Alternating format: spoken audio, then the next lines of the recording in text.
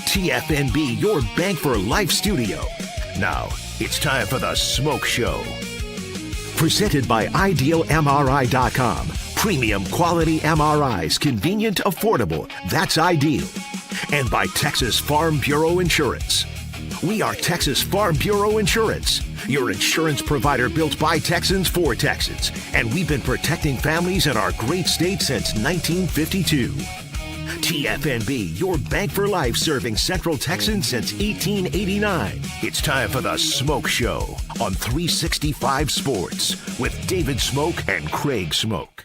All right, here we go on 365 Sports, and what has been a week where we've been able to talk with ADs, Director of Athletics, Vice President of Intercollegiate Athletics around parts of the country, the Big 12. Eddie Nunez of Houston will join us here momentarily, and we do appreciate his time. Craig SMOAK is here. Did you know that HBO Max is coming out with House of the Dragon? And our chat room wants you to maybe do a how many episodes it might be summary whenever that begins. If it hasn't already, it might already be over. You know me. Yeah, you do know this is the third season of House of the Dragon, yeah, right? I kind of knew that, yeah. And you do know that it's one of the biggest shows on TV. Is it off the Game of Thrones type thing? Okay. It's a Game of Thrones prequel, and it's had its moments. It's not my favorite thing in the world. It started off really well, and I was not as into it by the end of the last season because it just sort of feels like they're dragging things out, no pun intended,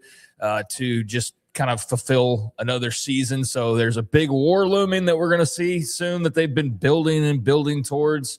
And so I will be watching, but yeah, I was very well aware that one of the most popular TV shows was coming back on TV. And I will be tuning in and checking it out. Or it's already, I guess, is back now actually, but I will be diving into that here probably this weekend, as a matter of fact. All right. Well, we'll check in on that. So I just wanted to bring that up. I'm trying to make myself more well-rounded, Craig, because you have questioned that. I think I am, just not, well, as a 60-something-year-old man. No, I mean, I'm at that point, middle age now, where I've already kind of stopped listening to new music. I mean, I have it. I'm saying that wrong. I still listen to new music, but I can see where people do just kind of get stuck at a certain point, and it's just like cut off. You don't really intake anything else, right? Save for some just things here and there. So I definitely understand. I don't anticipate you being all up on like Sabrina Carpenter and whatever else is tripping, is hip and trendy these days. But there's just some times where I'm like, there's just certain things, like you haven't seen The Godfather, like you haven't seen. No, I have seen The Godfather. I know, I'm just throwing out an example. Okay. But there's movies just as big as that you're like, I haven't seen that, and it just blows me away. You're just deficient in some areas of pop culture to a frustrating degree, but I understand partly why, especially as I get older. So I do appreciate you bringing up House of the Dragon, and I will be watching, like I said, probably starting this weekend. And thanks to chat for correlating that with me, the Dragon. So thank you for that, chat. Yeah, it's the Game of Thrones. Those are the kind of things. There are certain of those. It's not a sci-fi movie. What would it be called? It's fantasy. Just a fantasy movie that I just am trying to catch up on. Okay, and that just happened to be on my timeline because they wanted me to make sure I saw that. The Big 12 last night wrapped up the NBA draft, and they had 13 players drafted. Remember, they had a really very successful first round, but they ended up with a bunch of others last night getting drafted. 13 picks, leading all the conferences in the country. Just a last note on the draft. And then Craig will have anything else on the NBA later on today. But a very successful year, and it should have been based on the teams and how well teams were throughout the college basketball season. Yeah, I mean, I don't know how much I'll have to add. We'll see in Off the Radar. I mean, I think it's all pretty self-explanatory. It was fun to go over. I think it was like midway through the second round, and I go to look at just the updates of it because I was not watching. I watched a good bit on night one, and I just couldn't just keep watching the parent interviews. Just they're awkward and just totally unnecessary. It's like you get these people on a couch, you cram them on, you give them all microphones, and you ask like 2 questions, and then they're just gone. It's just, I think there's a better way, but they love their human interest stories. So I had my fill of that on night 1. Did not watch any of night 2, but went to look at it about midway through. And it was just funny because every single, like it was 15 picks in a row, I think it was, or it was 14 out of 15 picks that were all results of trades. Like every single pick, trade from Milwaukee to Dallas, trade from Phoenix to New York, trade from, it's just crazy how the NBA draft works. But yes, a banner year for the Big 12, some really good players. Richie Saunders getting it started off last night after Koa Pete had ended night 1. And then, Emmanuel Sharp and Jaden Bradley joining the party as well. So I know we're getting ready to talk Houston here in a second. And they were very well represented in the draft, obviously, with 3 overall picks. Yeah, you have Flemings, Sharp, Senek, all of them were drafted in the 2 days of the NBA draft. Yeah, yes. So really good representation for Kelvin Sampson, as you would expect. And 13 picks, the most in the country. So that's a good thing for them to wave their flag about, just like you wave your flag for having the most NFL draft picks if you're the SEC or Big Ten, or Big Ten most first-round picks. So on and so forth. SEC, most teams in Omaha. Like, we know that college loves their graphics and their things that they can promote, and the Big 12 can certainly promote the hell out of this. The big thing is you ultimately want to win national titles. Like, that's far more important, but this is also important in just having talent that people want to watch, and also being able to bring in talent to the league to better the league overall. So we had a real treat watching the Big 12 this past year, and a lot of really, really good players that the NBA obviously liked as well. ACC had 12, Big 10 SEC had 11, so everybody kind of ended up in the same place. But the Big 12 did have the most when all was said and done. We are now joined by University of Houston Vice President of Intercollegiate Athletics, Eddie Nunez, joins us on 365 Sports and the Smoke Show. And Eddie, hey, thanks for your time. We were just, as you may have heard, discussing the NBA draft. 3 Cougars drafted with what Kelvin Sampson's doing. We could start with that. And how important, obviously, what Kelvin's done, but then sending more players and showing future Cougar players or prospects about what he does every year on the court, but also in the draft. Yeah, it was a special night. First of all, thank you for having me, guys. It was a special night for the Cougs. Another example of what Coach Sampson builds when kids come here. It's not just the program; it's individuals, how they get developed. That understanding it resonates with the NBA.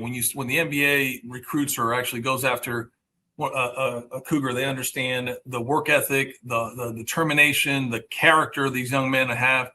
To see Milos get picked up today on one of the 10-day contracts, all that is another example of, and then, like you said, it resonates with the recruits because they want to come play here. It's not easy. As you know, it's not easy to play for Coach Sampson and the program because he expects and demands a lot, but he also returns it because he's going to prepare them for that next level to be successful. Eddie, every day there is something happening or changing or whatever with the NCAA and college athletics. And, you were at New Mexico for a long, long time. So you were a part of what is considered a group of 6 team, although you did a great job with the Lobos. My point, though, is every day are you hit with something that might even be new for you that's right in the thick of all of this? Yeah, I mean, just yesterday or the day before, we hit with the new rules of eligibility and understanding what that means. And, there's still legislation going on and legal battles that are occurring today that are going to change what we're doing even just in the immediate future. So, change always happens in college athletics. It's been happening for years. I think if we look back with realignments and everything else, there's always been something. The reality is where we are today. It is unprecedented. We understand that. We need to figure out a way to get the train back on the tracks the best way possible. And unfortunately, we all know that's going to take some real heavy lifting. And so more than anything else, we are doing what we can to prepare ourselves, understanding that if we do what we understand is not just where we are today. As I told somebody actually this morning, they asked me, where do you see this going? If I knew where this was going, I'd have a lot of money because a lot of people would be paying me for the answers. Unfortunately, we're all still trying to figure it out. But we're putting ourselves in the best position and making sure our coaches are at least well informed. Eddie, what did you think about, in particular, the age-based eligibility model? I mean, there's been a lot of talk about just the effects of COVID and the way that sort of just made everything a little bit crazy there for a while. So now trying to I guess, bring some clear, concise eligibility to the table. What were your thoughts when you saw it proposed? And now as it moves forward, what do you think it does for better or worse? First of all, there's going to be more challenges, as you understand. Right. I mean, the reality is there are already challenges already out there. There's going to be more. We understand that. But we do need to have some clarity here.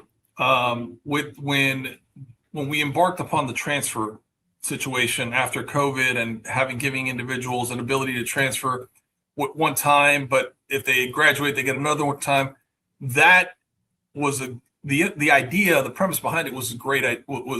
Was put for the right reasons. Unfortunately, there were a lot of factors that weren't considered, and where we are today is, unfortunately, we are having to go backwards to get ourselves in. And the 5 for 5 really gives us a chance to now understand and give kids direction without having to understand the whole. It doesn't matter if you're in junior college, this or that. You get 5 years from the time you enroll in school or you're after your 19th birthday. So there is some parameters, of course. If you're there's a couple options if you have to deal with a pregnancy or service or mission based. There's ways to take advantage, I guess, in some respects, because as many of us look at, you think about the BYUs and others, they have some factors that are potentially in, as people would like to say, in their favor. The reality is there's nothing perfect. And we all have to find a way to make it as best as we can for everyone, knowing that there's not going to be a perfect solution, but hopefully there's one that's as good as it gets. So you mentioned the eligibility, which to me, 5 for 5, whatever amount of years you end up playing makes a tremendous amount of sense. But then there's always going to be, and then if you do grant that, then it's, but for the year before. And I saw the NCAA did put out a note that, listen, we have to make this happen. We really need to have an ending or a starting or a launching point. How difficult can that be in this day and age of everybody looking to pick it apart? It's you hit the nail on the head. It's everything is being picked apart. And then the challenge is, it's not just the student athletes or the coaches or their agents or their families that are trying to help these individuals have the best opportunity to get exposure, to be able to get to the next level, or whatever their path is.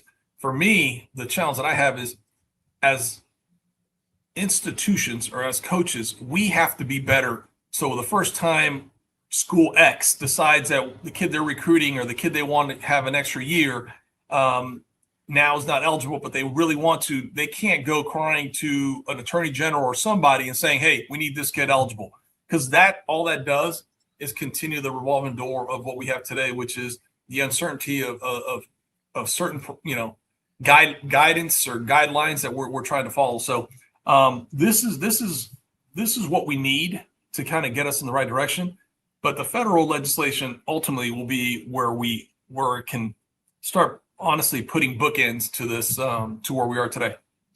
So, Eddie, as far as a little bit more of what you can control, I mean, it's not so much Houston being new in the Big 12 now. I mean, you guys have settled in along with the rest of the schools that joined a couple of years back. I guess there's still some sort of newness there, but it's kind of just normalized now.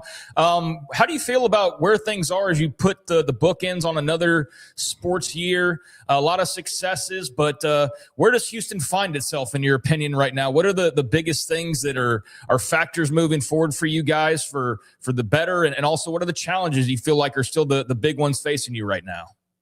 It's a great question. If reflecting back on this past year, again, like you said, we had some great successes. What I am also determining, and what we also assess here, is what the steps that we've been moving forward with over the last 2 years financially. Are we making strides to right size our budget? Not to say that we're going to go backwards. We've got to make sure that we're spending it the right way. We're not just spending to spend.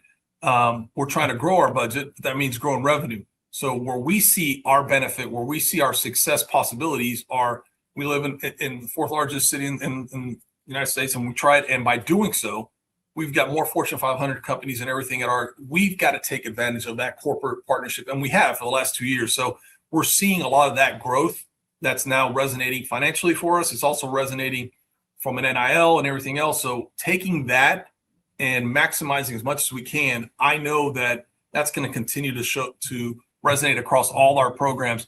I think the other thing you see when we look at our programs is, as you guys are fully well aware, we've had some coaching changes. Actually, the last month and a half, I've had 4. So we've had to make some coaching changes here and had to replace some coaches that have taken other opportunities.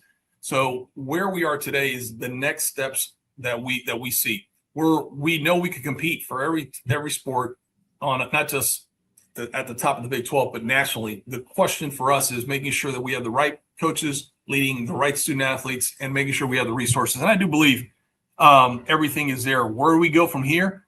Continue to reinforce all that and work.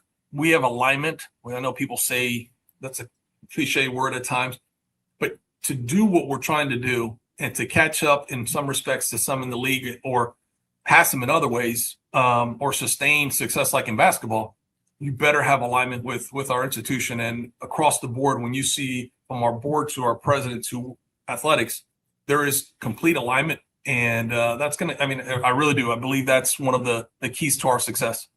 When it comes to coaching nowadays, is the trigger quicker to be pulled, do you think, across the country, or do coaches have more at their disposal to be better quicker? Like how much of a balancing act is that in trying to determine who's best set up to succeed, but who's also maybe not taking advantage, and knowing how quickly you need to pull the trigger compared to when you could be more patient maybe just a few years ago? Yeah, I think that all, first of all, depends on every school is a little bit different. I am fortunate to have 2 coaches that people would consider old school coaches.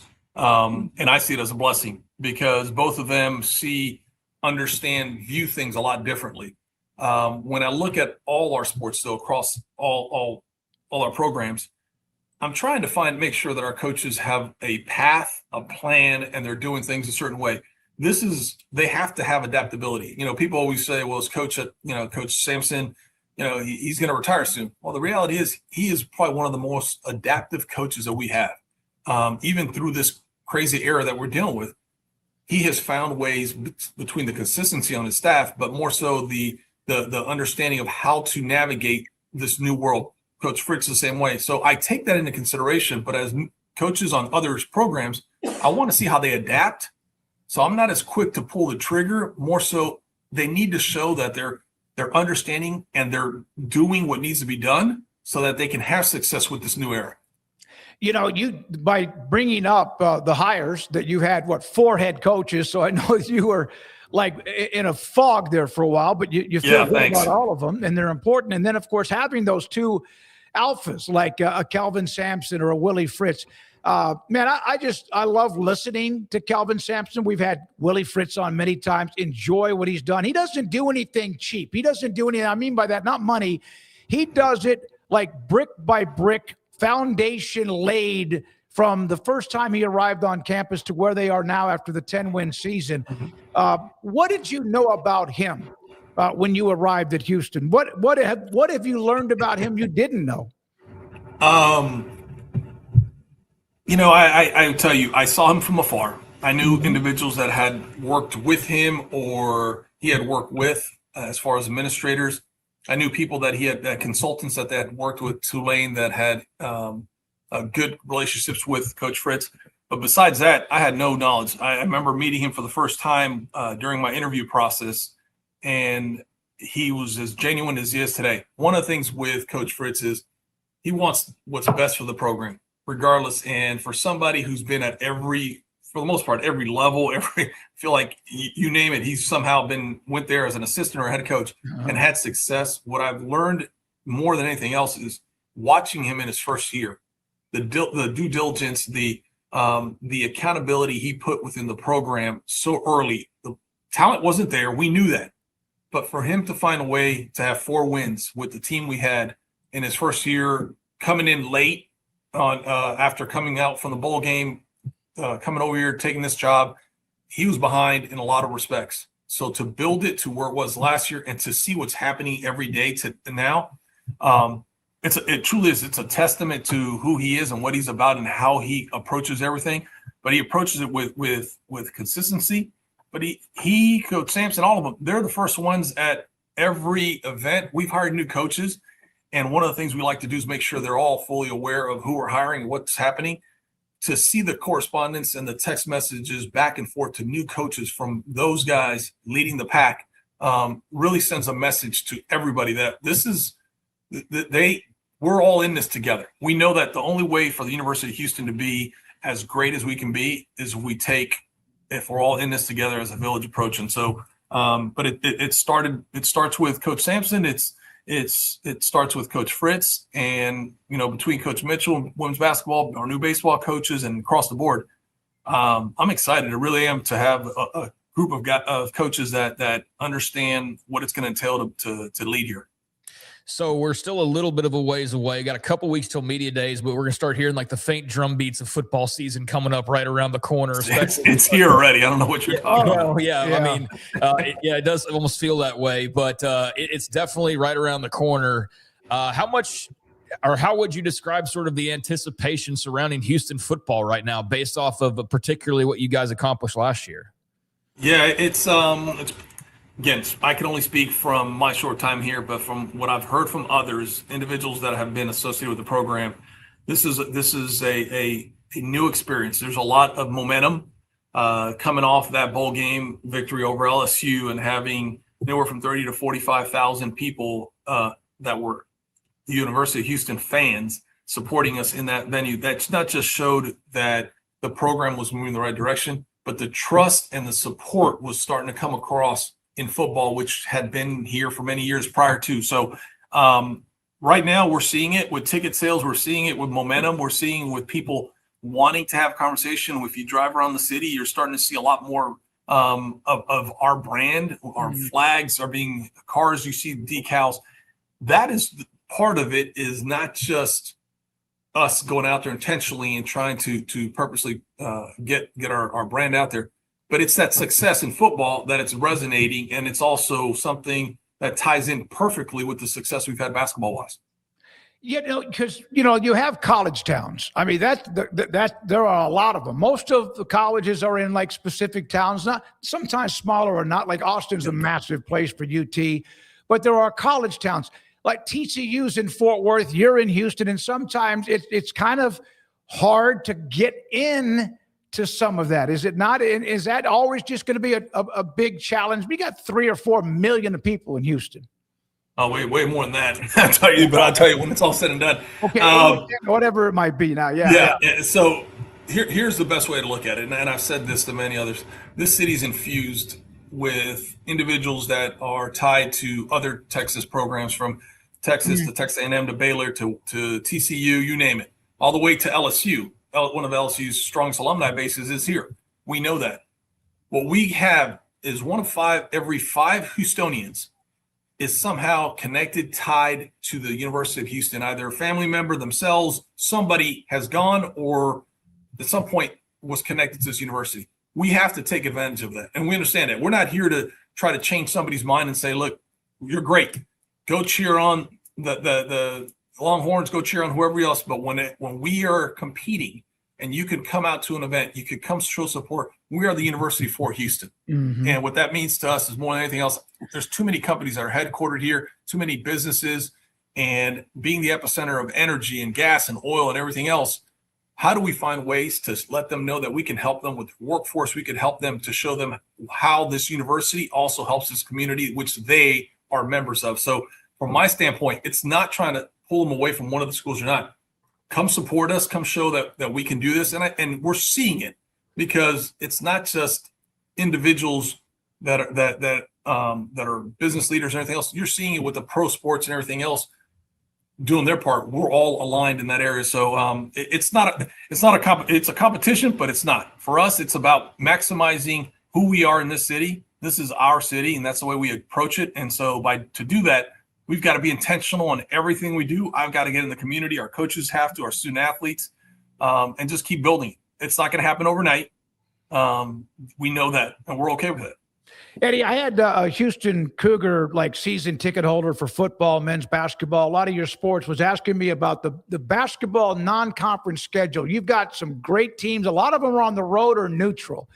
How much would you like to be able to get say blue blood, but somebody like a Houston to play Houston in Houston? We would love it. Coach would love it. There's a couple factors that are involved there. One is not many want to come play us here.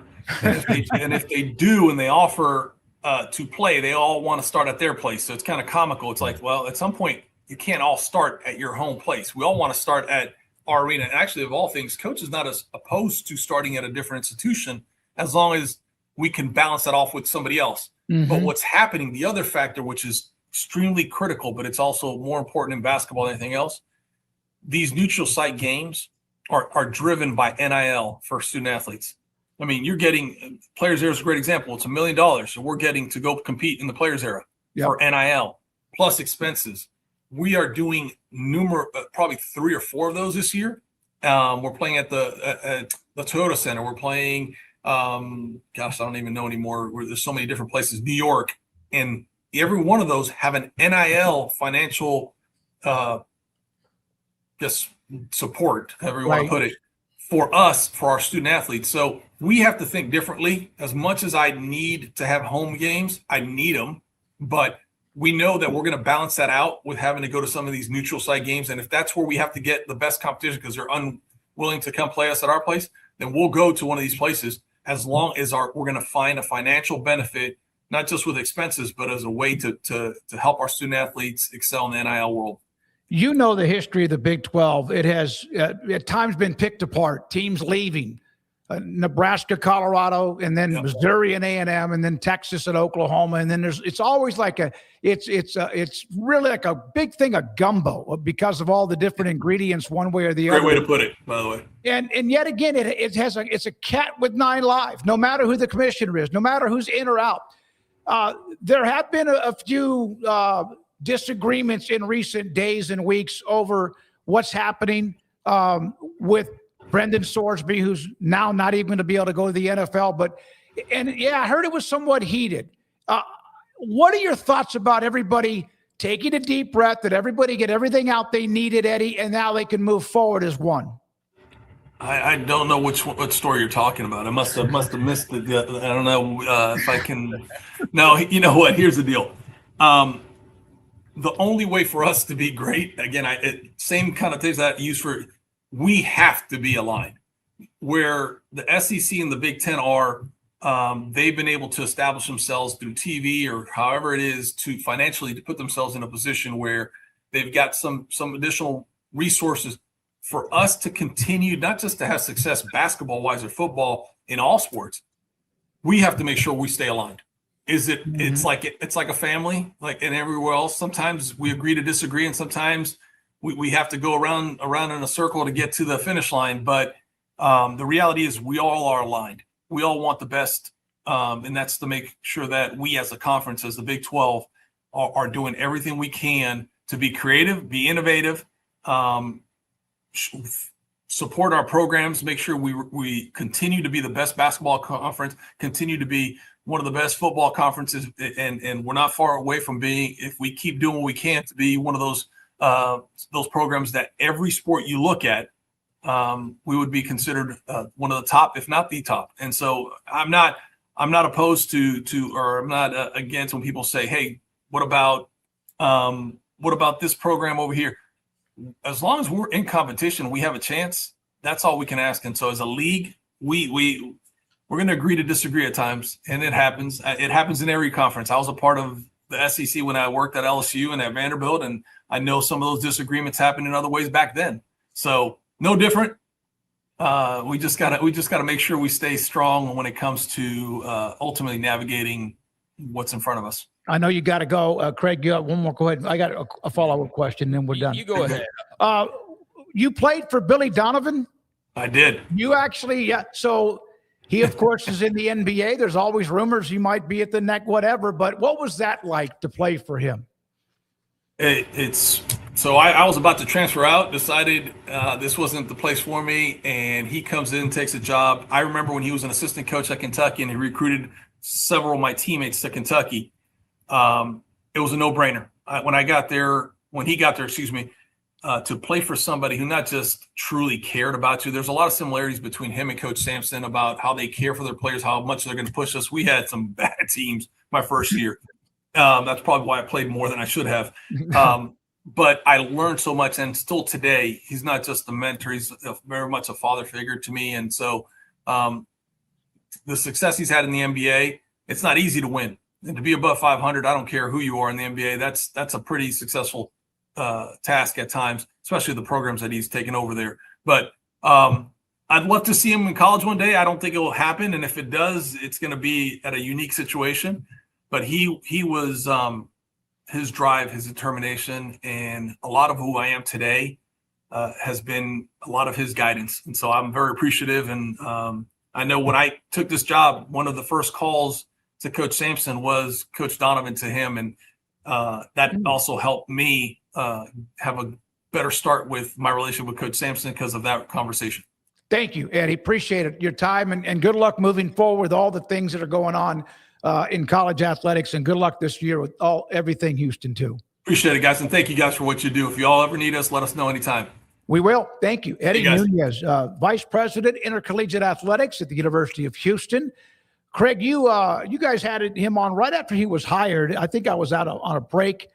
Sharp guy. Really appreciate his time, and a lot of really, really good stuff to discuss as well. Yeah, I mean, he did a good job in New Mexico, obviously led him to Houston. Guy who's very familiar. You mentioned played for Billy Donovan, was at LSU, and just Vanderbilt, I think. Another very experienced voice in the college athletic space that's been gracious enough to join us and just kind of talk about the issues at large and also with their respective teams. And I think that Houston, you definitely he said it. He's like, no, football season's already here because, I imagine on his end they're planning game themes and I mean, every little detail, whereas for us, it's like the games start. That's when football season really starts. Although here in a couple of weeks with the Big 12 media days and the subsequent rest of the media days that will all be going on, it'll definitely feel like we're on the path to the start of the season. But, for him and his cohorts, I'm sure it's as busy as ever right now. The calm or the storm before the storm, probably as much as anything. But you feel with Houston a lot of optimism coming off of last year. They were a good team. They bring a lot of those guys back. It's well documented. Everybody can rattle it off. Connor Wegman, of course, and Amari Thomas and guys like that. But I think they hit so well in the transfer portal. I'm interested to see if they can hit as well as they did last year. And those are two guys right there alone that were transfer portal guys. So I think, if they can, then they've got a really good team on paper and certainly one that can contend for a Big 12 championship potentially. They've got the early challenge in Lubbock. That'll be really interesting because that was the game we were kind of circling for Sorsby to be able to come back, right? But he obviously ended up having to go a different route. So that game is just going to kind of be whatever it is. I guess it'll be more about whether Will Hammond's playing at that point in time or not. But that's a big early game in Lubbock for them. They could really make a huge splash. And the rest of the country is going to be watching Texas Tech under a microscope this year, waiting for them to slip at any possible chance. So, they'll have some big games on the schedule. They got Utah in Salt Lake City, I believe. They got some good ones. So I think the fan base is excited. I think the team's confident, and I think that they all should be because last year I don't think was just some luck of the draw and got lucky at the end of a bunch of games, even though they did have the luck more than they didn't have it. I think that Willie Fritz just knows how to win. Bottom line, I just trust Willie Fritz to have a team that's going to be ready to win football games, and I don't have any questions about them being bowl eligible at the end of it. My question is just how good are they going to be? That's really kind of where I am with Houston. Yeah, that was a hell of a year. No question. He wins everywhere he's been. He wins and he does it in a way where it's not like a fly-by-night deal. He builds it where it is strong foundationally. And the Big 12 as well, there is usually you hear about how it's up top to bottom. There are usually 2 to 4 teams that win a couple of more games than people realize, and it's the close wins. That might be the case in the SEC, Big Ten, ACC, maybe in the Mountain West, but I've seen teams that were expected to be fighting, scratching, and clawing to be bowl eligible, and they win 10 games because there are so many games that go down to the wire, and they won some of those, and also some they took the lead and they just choked out the opponent too. Yeah, I don't really know what you're quite getting at there. I mean, every conference has teams. TCU, the year they played in the national championship. Well, I think instead of breaking it down by conference, there's just teams some years that just seem to win the lucky games. Well, they seem to have the luck of winning those games. The 15 years that I've covered the Big 12, there seems to be a team that gets hot. They win a game that maybe they shouldn't, but they're in position. And next thing you know, they're like right in the thick of it. And that's why it's hard to predict who was ever going to always play in the Big 12 championship game, even when Oklahoma was a part of it and doing so well. Yeah, I mean, I get more of you saying it that way because, I mean, every conference has those examples from time to time, but they got off to a solid start and they lost to Tech, and then they went on a run after that and didn't lose again until a couple of blips there at the end of the season, including the West Virginia loss at home. That was just a really bad loss.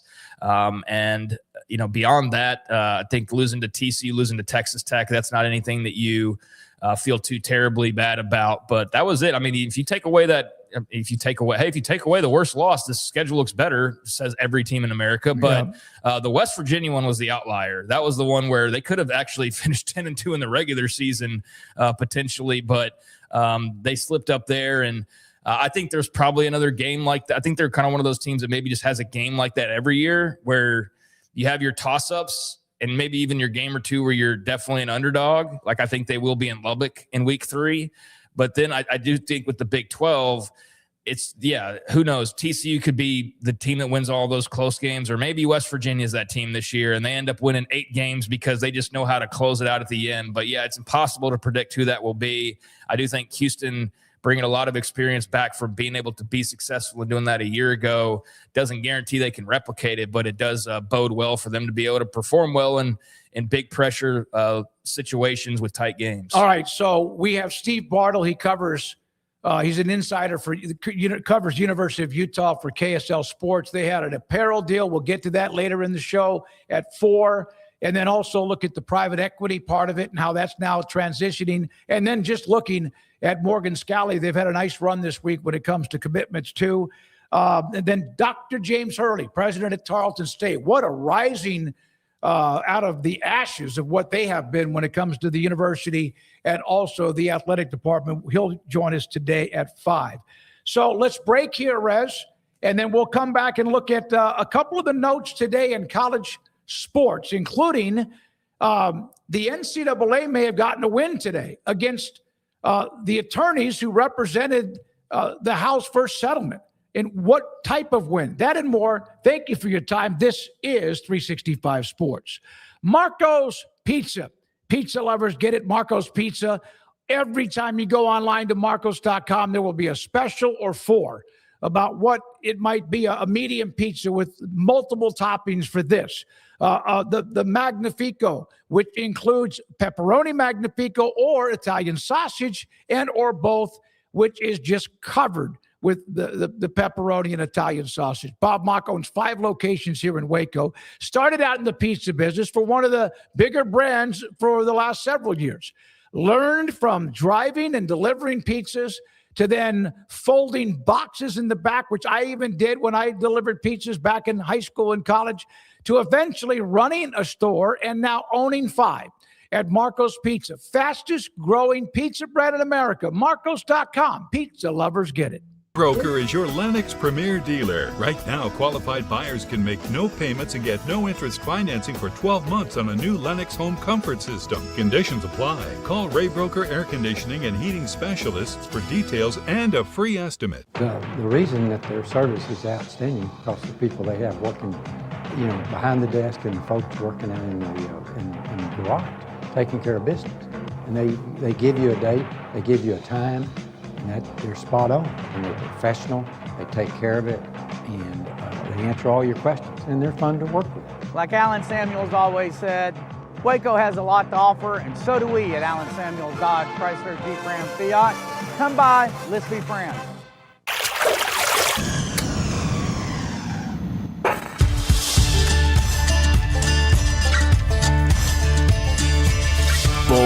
are the adventurous. Determined are the leaders. Faithful are the healers. At Baylor, you'll find your calling, your people, and your purpose. Dare to be you, indeed.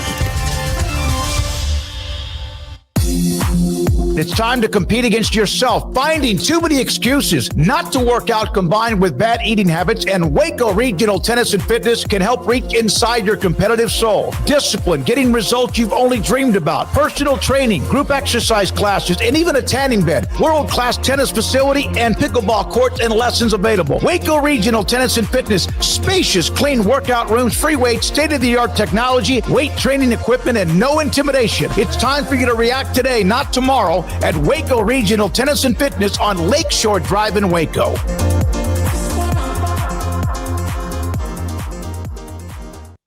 Serving Central Texas since 1889, TFNB Your Bank for Life takes pride in being more than a bank.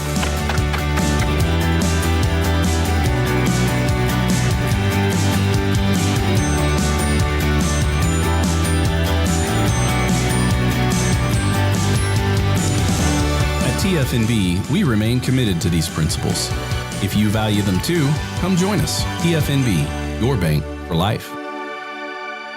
This 3 o'clock hour is brought to you by QC Kinetics. Feel better, move better, live better with regenerative medicine using your body's own healing abilities for natural pain relief. No surgery, no drugs, no downtime. With locations in Dallas and Houston at QCkinetics.com. It's time for the Smoke Show on 365 Sports with Craig Smoke and David Smoke. All right, here we go. This 3 o'clock hour rolling along. Earlier today, the NCAA notched what might be a major victory when it comes to NIL enforcement. You know about CSC, the College Sports Commission. Brian Seeley is the one that runs it. And there's always this kind of this back and forth that they are the ones who approve NIL, any kind of a deal with a student athlete and whoever it's with. And there's this kind of tug of war with whether or not the places like Playfly, Learfield, and others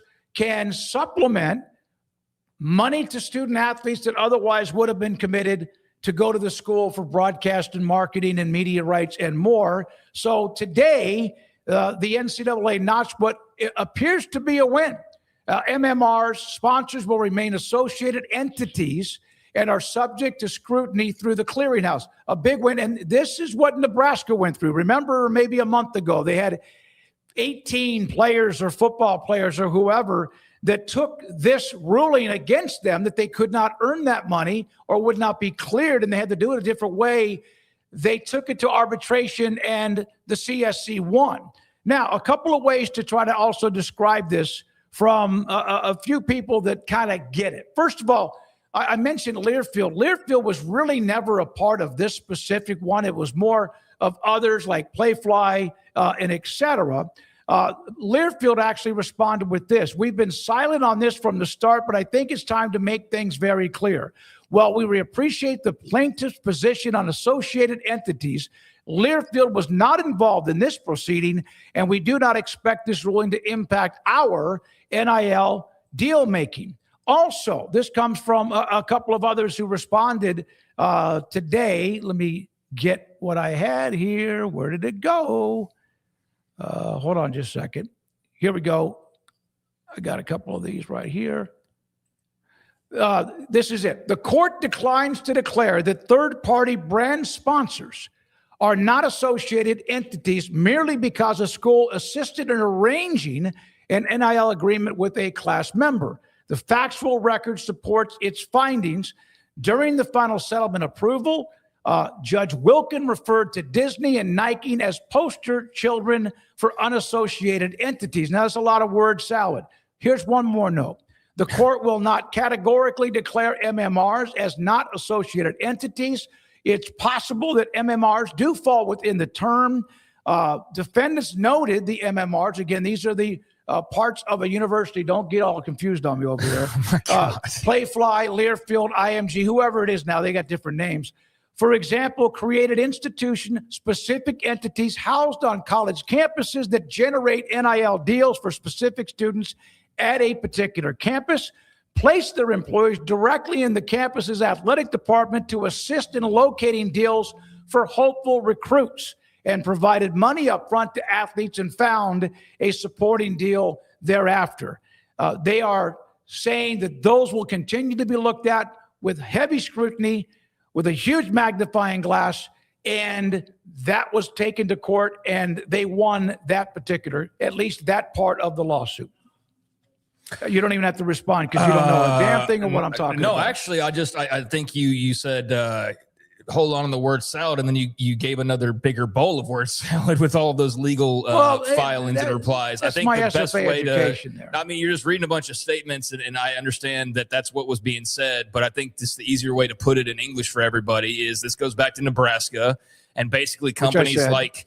Yes, but then you read all the league. I'm just saying this went back to Nebraska, and their players trying to challenge whether or not they should be able to have separate deals through these media arms that are already in bed with the schools. And these schools trying to find a workaround because that's what they always do. We're trying to now say, oh, well, those are not really associated with us. Those are separate, so they should be able to cut separate deals for these athletes. So what was Nebraska and these others trying to do? They were basically trying to create more ways to funnel money from the schools to the players by trying to say, no, they're not under this same guideline because they're separate. And I asked all along, how are they separate if they're your multimedia rights partner? They're your partner. They're your media. They literally are who help you broadcast games and cut deals, but you're trying to now act like there's some separate organization which never passed the smell test. And so I never thought that this was really all that valid of an argument on Nebraska's part. I thought it was just another way for schools to try to get around and find a new avenue to bring in money. And so I'm glad to see that the CSC actually appears to have received a win today, because it's clear that's what was happening.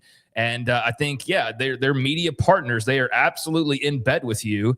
So to act like there's some car dealership that's just approaching you out of nowhere to suddenly want to offer up this money to your athletes, and with no real reason as to why they're giving you this money outside of the fact that they're athletes, was another part, if I'm not mistaken, about the Nebraska deal. Was like, what are you giving them money for exactly? Like, what are they doing for you? Are they reading commercials? Are they working at the station as an intern? Or like, what are they doing exactly? And I don't believe there was an explanation on that originally. So it was just a school trying to find and put together more NIL deals. And the CSC has been attacked from a lot of different angles, and the people who helped put it together immediately were the first ones to sit there and to try to turn around and chip holes away at it. And so I'm glad to see that they actually seem to have gotten a win here, because it's pretty clear what was trying to be done. And if we're going to do this thing, let's do it right. So I guess schools will just have to get more creative and won't be able to go they're our media partner in every piece of print that we put out, and everything in the program says that we're tied at the hip with Playfly or whatever. But when it comes to giving money to athletes, no, we're totally separate. Like, come on now. Yeah. So one of the things that that a student athlete could do, like read a commercial, and get hundreds of thousands of dollars. That was part of also what they were doing to earn the money based on what would be market value. Well, CSC was just saying, you got to show us what they're getting the money for. It wasn't about like you cannot say you're doing a commercial and then pay them $100,000. That's also part of the enforcement, is that you're making sure that the money actually makes sense. So you couldn't say, hey, they're going to cut a commercial, we're giving them $2 million. That's not going to hold up, because that's clearly you trying to work around the system. And so I think a nice effort by Nebraska to find the new avenue that works and that allows them to pay out more money. But it's just going to have to be an avenue that they shut down, and they're going to have to now go and look elsewhere, as will the rest of the schools who are hoping that this would be something that worked. Speaking of NIL and athletes and compensation, Open Doors, which was put together and started by a former Nebraska football player, they released a projection for college athlete compensation, revenue share plus third-party pay that could, and they think will exceed $4 billion this coming year per its NIL report. The Big Ten, the largest of the chunk at $48 million, SEC $44 million, ACC $28, and the Big 12 $24. There's the graph of the growth Open Doors projected the NIL market would reach $2.8 billion by now. Today, it now appears as if that could go rolling right into 3 and then 4 and nearly $4.5 billion. Good for the athletes, I guess. I mean, yeah, the money's growing and growing and growing, so good for them. And I don't think it's going to slow down anytime soon. And I think you clearly see schools that are trying to agree to frameworks and then immediately going around and trying to figure out ways to go around those to give more money. So yeah, the faucets are completely open. The knobs are they've fallen off, so you can't even turn off the faucet at this point. And that money's pouring out, and it's going to continue to. And that'll be great for football and for men's basketball, but it also does leave questions about the rest of it, and leaves questions about donor fatigue and all that. But you know what? Leave it to the also very well paid people like intercollegiate athletic directors to figure all that out. I mean, I'm a fan. I want to watch the sports. I don't have a ton of opinions on how everything should be directed and done and whatever. I just want to watch the games mostly, although some of the off the field stuff is very entertaining. But when it comes to the money and like, oh, look how much money they're making and all that, I really good for them. But it doesn't interest me as like as a thing. But yeah, the money is big time right now. And that's why if you're an athlete and you're these agents who are somewhat legitimate or are completely illegitimate, but based on the lack of rules, you can be just the dude off the street. If you know the right people, you can start representing players the same way a guy actually goes to school to maybe learn some of those things. That market is thriving right now. So for the athletes, for the agents, for the lawyers, yeah, the money's never been better. For the schools, they've never had more of it, but they've never had to spend more of it. So round and around we go. I don't know why, if you're an athlete or you're an agent, you would want a collective bargain or do anything to put a cap on this. Let the schools try to figure that out, CSC or whatever. And then as we've seen Nebraska or others, try to pick that apart and see what you can squeeze from it. But yeah, the money is ridiculous right now. And you just wonder, I mean, if there is a bubble of any sort. It doesn't appear like there is. At least there won't be for some schools. For others, there might be. We'll see. There's just to take a note, you want to get into the numbers just real quickly. There's 130, give or take 5 schools in FBS football. Each of them has a right and the ability to use that house settlement money, which is $20.5 million for each school. Now, not all football. In some cases, most of it does go to football. Broken up into men's basketball and other sports too. That right there, you just do 130 times 20.5 million. That's $2.6 billion right there. This is on top of not just the house settlement money, but also the NIL money raised to pay student athletes along and on top of that. Yeah, and we know it's more than 20 and a half some places. So again, yeah. I mean, yeah, good for them. I mean, it's not something that I got into college sports to be a fan of. Like, man, look at all the money they're making, man. It's awesome, but it is a big part of the business side, and I know the business side's more popular than ever. And I'm glad the athletes have their opportunities, and it's more of an even playing field than it was before. But there is all sorts of imbalance still that is trying to be corralled, and the CSC ruling is a win for the enforcement part of this. But yeah, there's still so much just wild chaos going on when it comes to trying to just make sense of it all and to try and understand where it's all going. But all I do know at the end of it is, yeah, the money is like I said a few moments ago, it's out there more than ever right now. It's in our face more than ever. I think it's almost ad nauseum, like especially right now. Yeah. I don't know how many people love hearing about the billions that these college athletes are making or that these universities are making. I think that there's the fan part of you that just takes that as a part of the game now. I also think there can be fatigue when it comes to that. But yeah, I mean, $1.5 million for an average Power 4 quarterback. That's great for your average like guy playing at Baylor right now. I mean, I guess TJ. And actually, no. You know what? Bad example. TJ Lagway's definitely make more than $1.5 million. But yeah, I mean that's big time money. And softball, to think that you were getting nothing, and now there's clearly some girls that are getting over $1 million for like 2-year deals. But at minimum, most are making on average like $40,000 or close to it. I mean, yeah, it's never been better to be a college athlete. That's for sure. No doubt about it. We're going to skip over to something a little bit more light. Craig will have Out the Radar at 4:45. So the World Cup is going on, and he can get into anything if you want on that. But a couple of 3 notes about the World Cup. So I heard about the Tartan Army. This is the Scottish fans, the Scotland soccer fans who invaded this country. I mean, in a way, because they are watching their team play. They were in Boston. And, I mean, the videos of the Netherlands or of Scotland or others has been just amazing. So the Scotland soccer fans took out a full-page ad in the Boston Herald and saying, thank you, dear Boston, thank you. For welcoming us, and just they had the best time. Until next time, Boston, no Scotland, no party, the Tartan Army. I think that's cool as hell. That's what we've seen in a lot of the cities, Seattle, Boston, Dallas, or Arlington, Houston, among others too.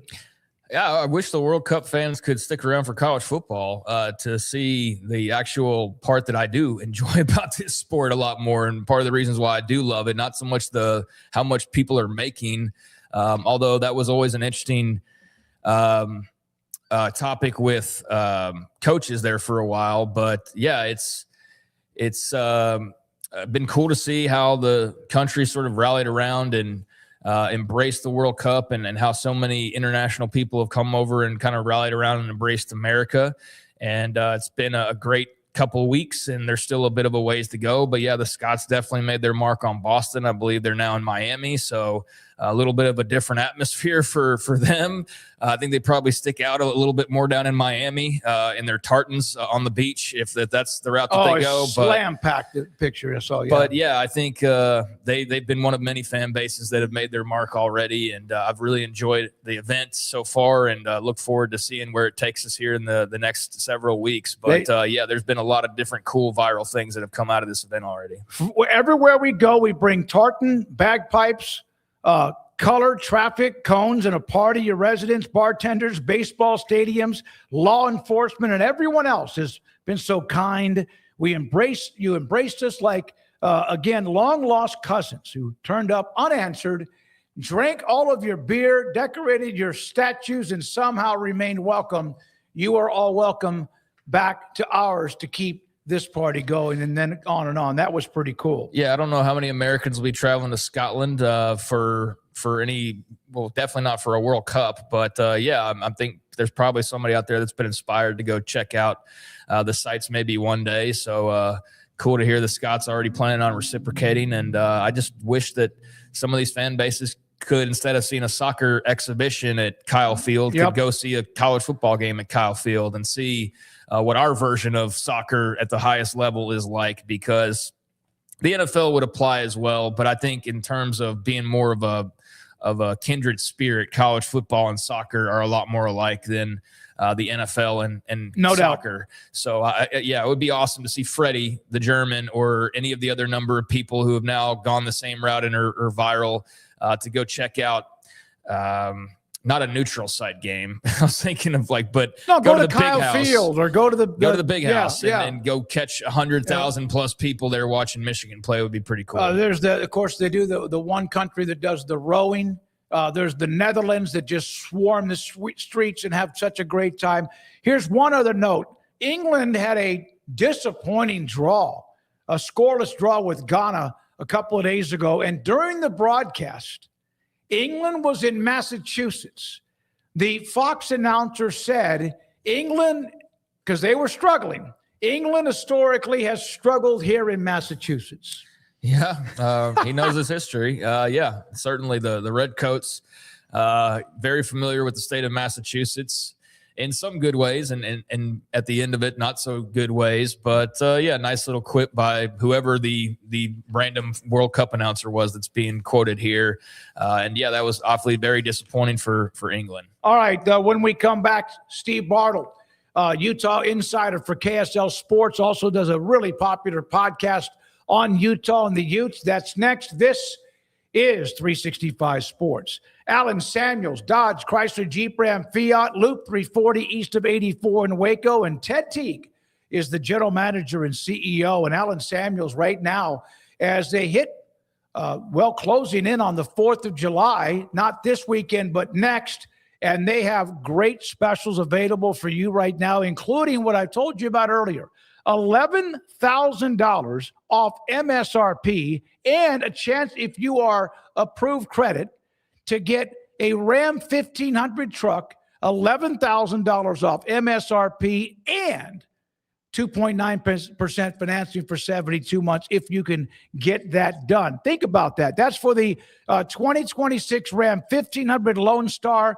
All of that, the money off, and then also the ability to get a very low financing APR. Also, they have a great selection right now, and they always do, of pre-owned cars like I did, and how I bought one back in 2020 that I'm driving today. It was a Ford Explorer. It has nothing to do with the brands named Allen Samuels, but they have fantastic cars, SUVs, and trucks in the pre-owned inventory too. Allen Samuels getting themselves ready for 4th of July. They just followed up a great sale during Father's Day as well.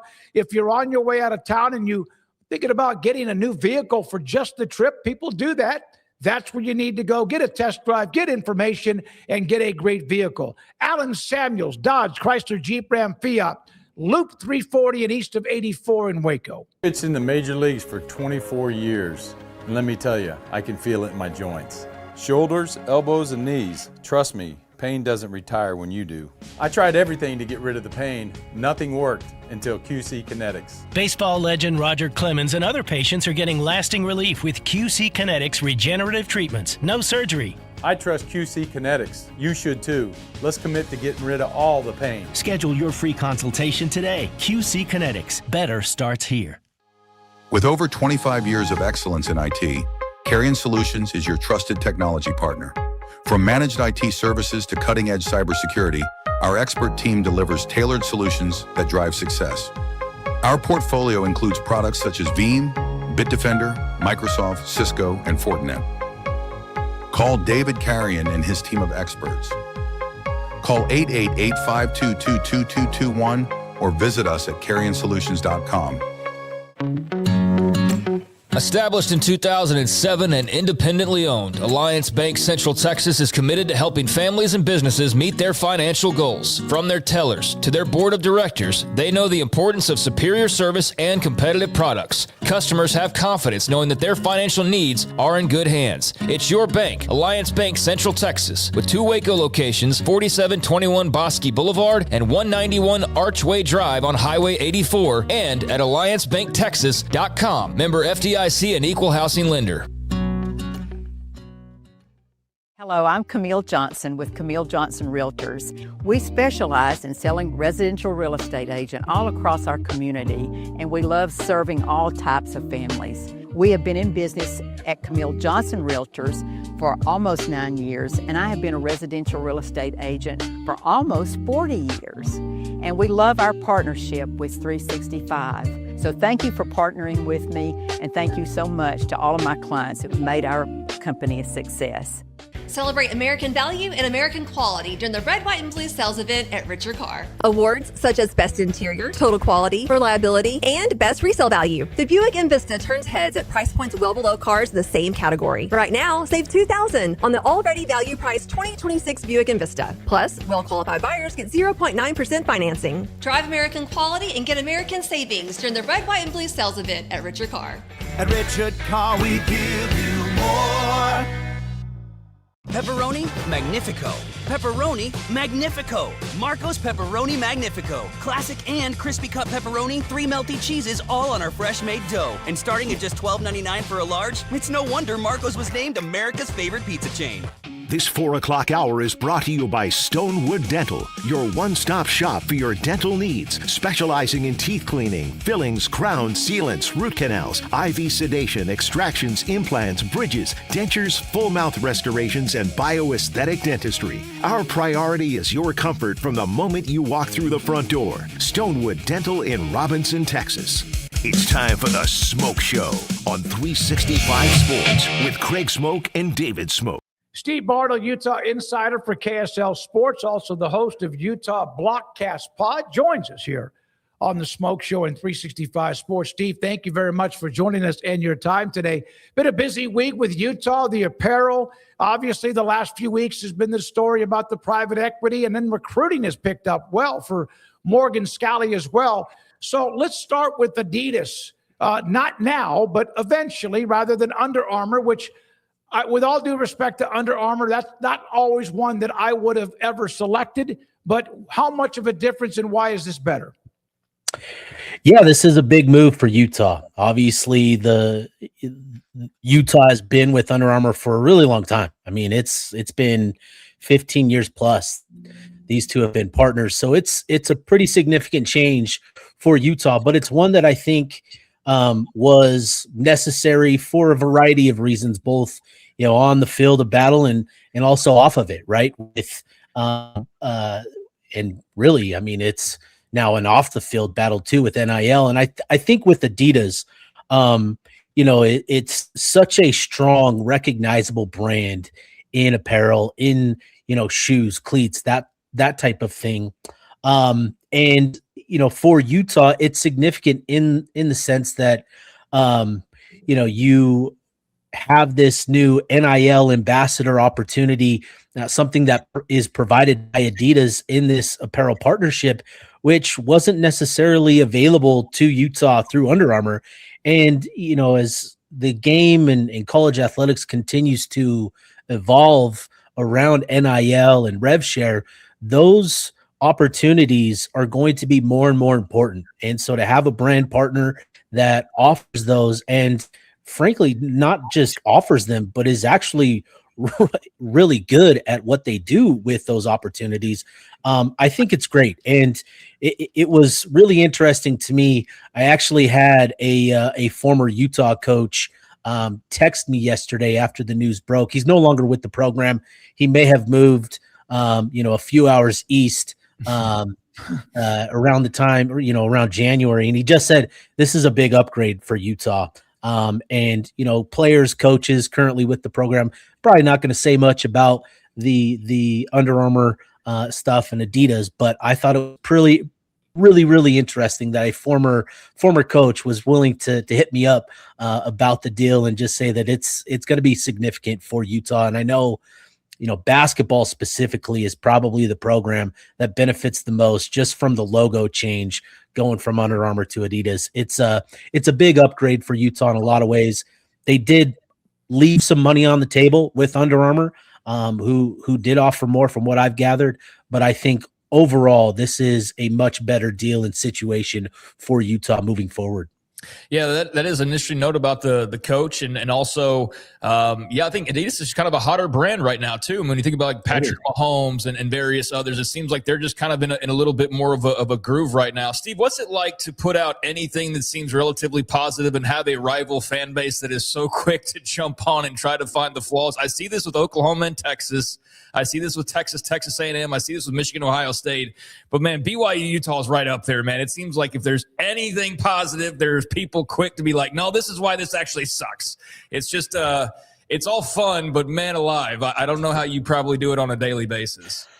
Man, you summed it up well, man. It's it is a lot, but that's like rivalry, right? That is what this rivalry is, and that's what makes rivalry so great. Is that it is BYU fans chirping back at the Utah at the positive Utah news. It's the Utah fans chiming in on the BYU news as well. Like that's what makes this rivalry so great. Is one of my best friends is a BYU guy, does what I do for for the BYU side, and it's just that interesting element and dynamic in this state that there is a lot of hatred, a lot of vitriol, a lot of emotion attached to it, but you just kind of keep trucking along, and all that, because it's all going to come back around on the other side as well. How do those fans of the two schools get along outside of athletics? It's so weird, dude. It's because of the church aspect of it. It's mostly really respectful. It's people online will say a lot of mean things, but in person, it's usually pretty respectful. It's not the sort of thing where you're picking fights with people. There are those people, there are those fans in every fan base that are just the type that you try to avoid. And I think for the most part, the overall human culture here within the state, I think is ultimately pretty positive. But man, it's weird because you look at some of these rivalries elsewhere and it can get pretty nasty in a really real sense. But outside of the online representation of the rivalry, for the most part, these two fan bases can coincide, as neighbors really in a lot of different ways. Yeah, man, it's been fun to watch and it's just really entertaining at times as well. Yeah. To see how it gets. But entertaining is a word. yeah, exactly. I was trying to think like what's like the safest word. Yeah, entertaining. That's works. Yeah. So we've gone through spring ball, coaching carousel, all that. Morgan Scalley's settled in as much as he can now at this point. How different does it feel from the last few years, if it feels any different at all? No, it's interesting, right? It is a lot of the same talking points, coach speak, right? That you need to be physical. We want to stay committed to the run game and those types of things. But just the energy around the program, the vibes that you get when, even just access at spring ball this season was night and day different from what it's been the last 4 years, where it seemed like, we got maybe 10, 15 minutes of spring practice, over the course of 5 weeks. We got multiple full sessions this spring to watch practice and watch what Morgan Scalley's, program, how they practice and stuff. It just, in that sense, I think that was really indicative of kind of the change that, Morgan Scalley is more open and willing to embrace our aspect, our jobs, and what we have to do. And then beyond that, just again, the energy and the overall vibes around the program have been really positive. And that's not to say that things were bad under Kyle Whittingham, by any means.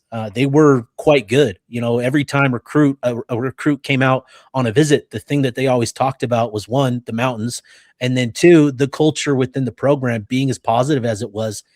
And Scalley has found a way to even elevate that culture dynamic, in his first couple of months. So that's been really interesting. And, there's a lot that we have to learn about Coach Scalley as a head coach. He got the game against Nebraska, but we know that bowl games aren't really a genuine reflection always of where teams are at. And so I think there's a lot to learn about Scalley and how he's going to operate once we get into the season. But in terms of, how he's conducted himself, it's a lot of the same, sort of conversation around the program, what they are trying to emphasize in all that, but still, essentially trying to hang on to what they built this program with, which was physicality, toughness, those types of qualities, while trying to add his own spin on it, his own evolution on it, embracing some of the different dynamics in football, embracing more of the passing game and that type of thing, which, again, we're going to have to see it. But it has been kind of a refreshed vibe around the program. How important, besides the obvious of where they were at the end of 24, which was a disappointment, and of course, they had to deal with a lot of the issues with Cam Rising and his health, et cetera, and then go 11-2 last year, yep, and dominate Nebraska and just crush them, which other teams have done too. But Dampier, they just look so good. How much of a breath of fresh air was that? Oh man, I tell you, 2024 was a nightmare for Utah fans in a lot of ways. And for me covering the team, it got pretty tough at times, right? Engaging with the fans, and you understood why, right? It was tough. It was a difficult experience. It felt like anything that could go wrong went wrong. And, this past season, with Devin Dampier coming in, the new offense, there were a lot of question marks around what this team would be. The way that they came out game one against UCLA and dominated was just the ultimate weight off of your back for a lot of people in and around the program, right? A lot of the fan base took a big exhale, like, okay, this is what we what we have come to expect from Utah football, and the way that they, were able to handle business throughout the rest of the season, obviously dropping, 2 important games to Texas Tech and to BYU. Those are tough, and those are things that are going to be motivating for this group and for Coach Scally, this season. But it really was kind of just getting back to what Utah fans have grown to appreciate and expect from this program, which is getting to that double-digit victory threshold, winning your bowl game, and those types of things, and doing it in a really efficient, a really dominant manner in a lot of those games. It was a nice little bit of a reset, a breath of fresh air again, and I think it's kind of what makes Utah difficult to peg this offseason, right? What is this team going to be? Because, clearly it's tough to replace a legend like Kyle Whittingham. Not only having to replace him, but the staff members he took with him to Michigan. Some of the players, they didn't take a whole lot, actually. He took some key pieces. That's undeniable. But Scally was able to hang on to a lot of key pieces, starting with Dampier, with Wayshawn Parker, and a handful of others. And those are the key pieces to Utah's outlook this season. So, the success last year has really helped kind of turn things around in riding the ship, where now, the expectations that Utah established, 4 years ago, winning the Pac-12 title back-to-back, that's sort of what last season got this fan base back to again. Yeah, it's weird, Steve, because they do lose so much, including a couple of offensive tackles to the first round of the NFL draft. And yet here I am, and I'm like, I think they'll be like 9-3, 10-2, like going over the schedule because of just kind of the perception of some of the other Big 12 teams. Where do you find yourself on them this year? Like, because there are a lot of questions, but it's Utah, so we just kind of assume they'll have their ducks in a row, right? Yeah, no, I get it. I've done this myself, where it's like I feel like maybe I'm giving Coach Scally a little bit too much credit, in how I view the team. But then, in a lot of ways, when you return your quarterback who produced as much as Dampier did, that's significant, right? And obviously having to replace 2 first-round, draft selections at offensive tackle and Spencer Fano and Caleb Lomu, that's huge, right? And I think even with the expectations that, the offensive line isn't going to be what it was last year, right? There is going to be a drop-off.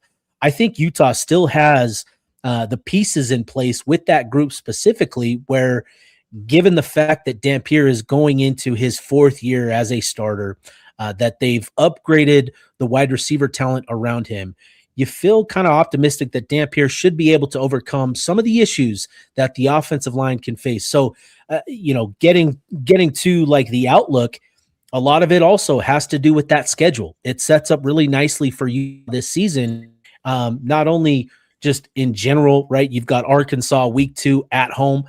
Your most difficult games are at home. Arkansas, week 2, BYU, Houston, right? Those are the tough matchups. You're going to have your toughest stretch of the schedule isn't until November, isn't until you get to that BYU game. And then you have to go on the road to Arizona and then on the road again to TCU.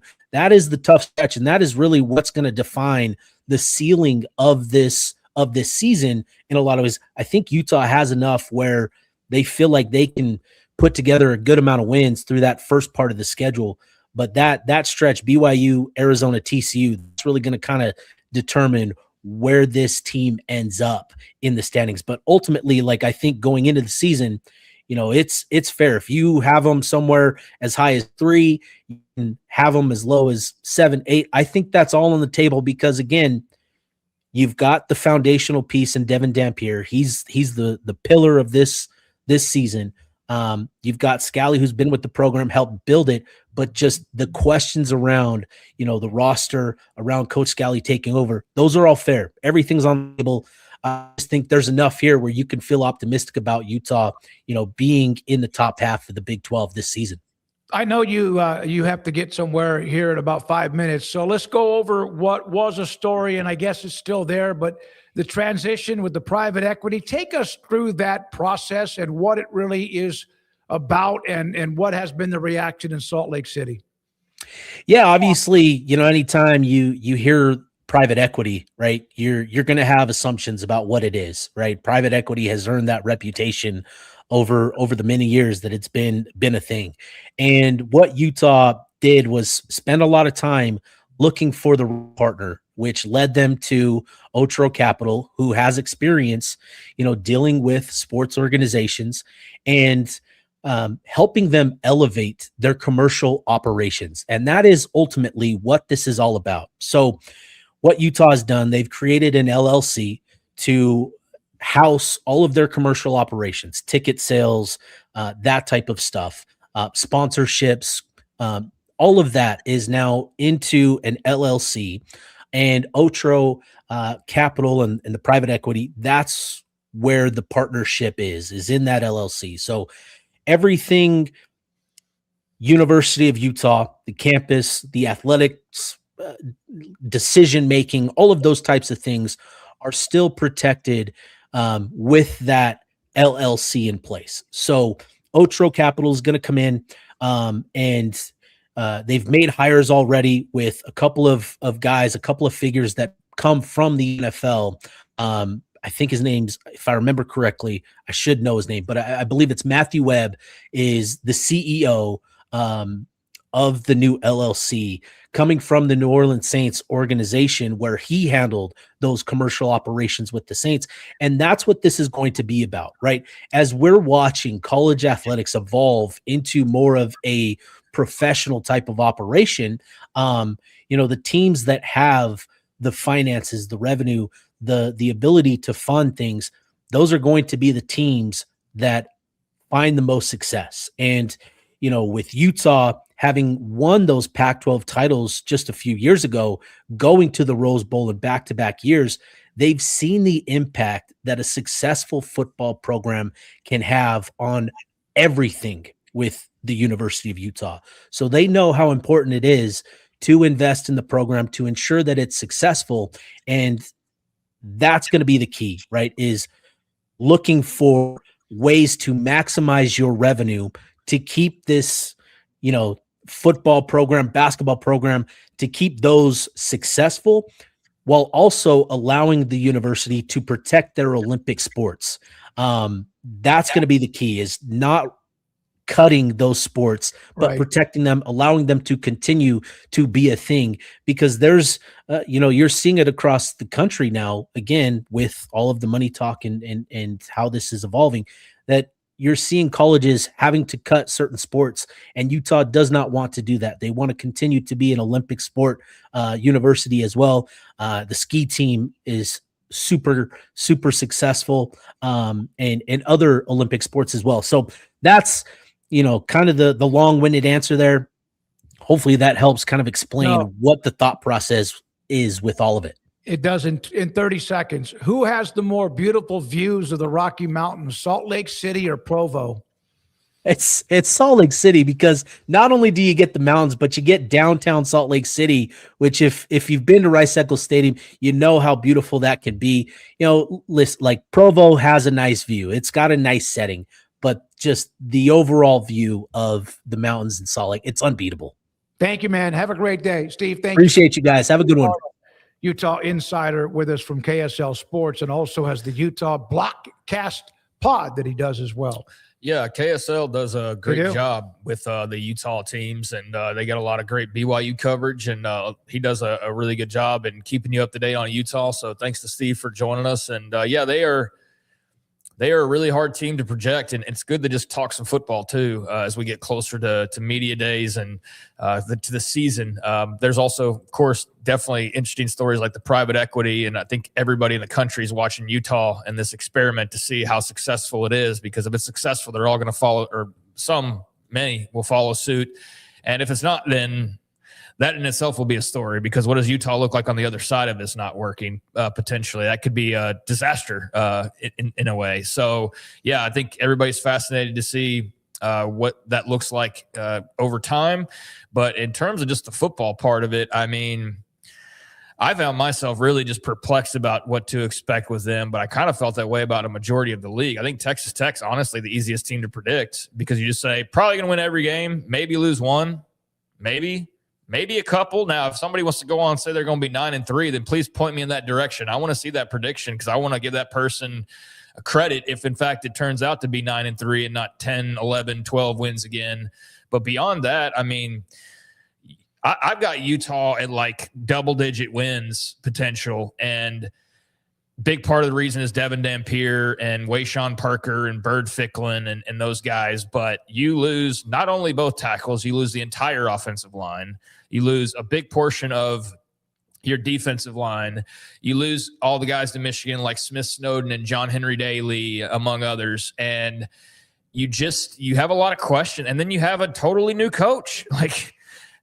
I almost asked him there, and maybe I'll do it immediately or something like, well, what part about him as a head coach are you most interested to see? Like, how good is he in game adjustments wise? You don't know until how good is he at challenging things? How good is he at like corralling his guys coordinator wise? And you know what I'm saying? Like, yes, I do. Cause you always hear about, and Whittingham's a legend. You don't want to be the coach that replaces the legend, but the one after the guy who replaced him. Whittingham's a legend. Scally could move right in with no fresh ideas and maybe some things he does better than Whittingham maybe was a little bit old-fashioned about. Certainly, but Whittingham was super seasoned. And Absolutely. if you were in a line of, or you're picking your teams for like who you're going to pick to be the head coach of your football team, Kyle Whittingham would go off the board before most guys would, before a lot of guys would. Maybe not before Kirby Smart, if Kirby Smart was sitting out there too, or for some people like, name a guy, Lane Kiffin or Mario Cristobal or whoever. Everybody would have their opinions on who's the best. But I'm telling you right now, Kyle Whittingham's not going to be the last unless there's like three people and it's Kirby Smart and it's Signetti and it's Whittingham. Then he would finish last. But even still, I think it would be a close vote. I mean, because he's just so well respected. I'm fascinated to see what he does at Michigan.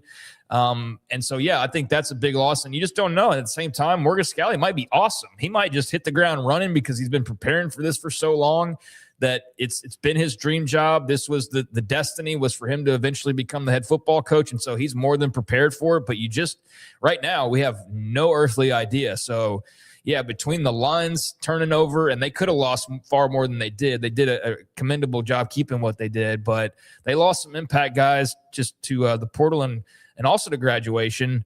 And so, they're going to be very curious. Like Dampier and Ficklin are going to be great. Wayshawn Parker, whoever else you want to throw into that mix. I know I'm probably forgetting a name or two, but like, can they block for him? I mean, you lost 2 first-round tackles. Along with everybody else. That's pretty substantial. 2 first-round picks like that. That's just special. But I'm high on them, and I sat there at the end of the exercise, and I'm like, I'm probably overrating them. I'm probably way too high on them given all of the changes. But if not, and they are able to just roll in and go 10-2 or whatever in year number 1, then I think that that obviously bodes extremely well for the Morgan Scalley era, because this would be the most topsy-turvy, uncertain year of his tenure that we're at least going to be able to project. The only way it would get crazier would be for some unforeseen thing, scandal, whatever to occur that threw a bunch of roadblocks in your way. But outside of that, I mean, this is going to be the most uneven year. It doesn't have to even be that. It could just be injuries. Or injuries or whatever. But so I'm ready. It's one of the many storylines with the coaching changes that I'm interested in. There's several in that league alone with not only Scalley, but of course Colin Klein at Kansas State. He's got very high hopes in year number 1. A lot of people projecting them at like at least 8 wins or so. Jimmy Rogers, far lower expectations, but I even see some Iowa State fans are like, we'll win like 4 or 5 games. And I'm like, if y'all win 4 or 5 games, he should get like a coach of the year vote because y'all lost so much of your team. But I think he's got a really tough job in year 1, but fascinated to see him as well. And am I missing anybody? Scalley, Klein, Jimmy Rogers. If you keep talking, we're never going to get to these Big 12 lists. I'm just kidding with you. Okay. No, let's cut off the conversation then. I think that Utah, I used to feel very comfortable about putting the pecking order together. I wasn't always right, but I felt comfortable doing it. I think I'm good for like 1 through 4 or 5. And then after that, I have no clue. Did you release that video? Video's been out for a couple of days on my one through. I put out 17 videos. Let me get it off of there. One on each school, and then one on the league as a whole with the full standings. And I've got a couple teams I don't feel great about. Like, I would change them. I think I'm a little bit too high on a couple of them, and I'm probably a little bit too low. I'd say right now, if I had to project, I'm probably too low on Kansas, and I'm probably too high on like Utah or West Virginia. Probably, I would say, would be my guesses there. I think everybody else I feel pretty damn confident about, but I say this every time just to be clear. I don't just go like they're going to be 8-4 and they're going to be 7-5. I go like over every single game, and I don't go like, well, they ran the ball well. I just say, okay, here's where the losses are coming from. So there's no duplicates as far as like two teams win the same game. Like I made sure to carefully go over it in that way. So they're legitimate how the standings could work out, but I know I'll be awfully wrong on some of it, and I look forward to being wrong on some of it. It's just a fun off-season exercise, but definitely feel like when I got done with it, I definitely probably should have given Kansas like another win or two in the league. And then, like I said, I think there's a Utah that maybe I'm too high on, but I think I'm in line with most other people that think Utah's still going to be pretty damn good. So like we were just talking about with Steve, like, it'll be really interesting to see where they fall in this first year with Scally. I just posted the link to Craig's Big 12 football predictions. I put it in the chat. It's also up on 365 Sports if you want to look for it there too. Now, let's go straight into the Big 12. This isn't the wins and losses. This is the turnovers, because I think we can get through it a little smoother without getting we will do the wins and losses maybe even tomorrow. Here is a list of the turnover ratio. Now you go, okay, all right. Well, I want you to kind of dig into this. First of all, Indiana led the country with a plus 21 turnover ratio. 21, plus 21. That's sick. Well, Arizona was number 2 in the country last year. They were, a 9-win team, whatever it might have been, a very big surprise. Tech, we knew about their defense. Plus 14, and then one other team, 3 teams inside the top 10, Craig, from the Big 12 with K-State also plus 11, and their defensive coordinator now, Joe Klanderman, is in Waco, coaching with Dave Aranda. Yeah, I don't know how much this means like year to year anymore, right? Like I think there is some carryover you can have here. Obviously, Oklahoma State should be far more improved than 103rd in the country. Arizona State, extremely low. Thought they would have generated some more turnovers and don't have the full stats as far as like what their offenses did in front of me. So I'm trying to recall Sam Levitt's turnover totals and everything, but yeah, I mean, Arizona, they had particularly a really good secondary last year. So I think that that's not all that surprising to see them there. And I think that's one of the reasons, too, why I also have them about where they were last year. And I'm not super high on them just being even better, is because they do replace a lot of the guys like Traydon Stukes or Genesis Smith or whoever that helped create a lot of those turnovers. But also, obviously, did a good job of holding on to the football, too. And Noah Fafita's back, so you feel great about him limiting the turnovers as a senior quarterback. Tech, yeah, I mean, that was a big part of their story, was just the disruption, especially Jacob Rodriguez. It seems like he had a turnover almost every single week.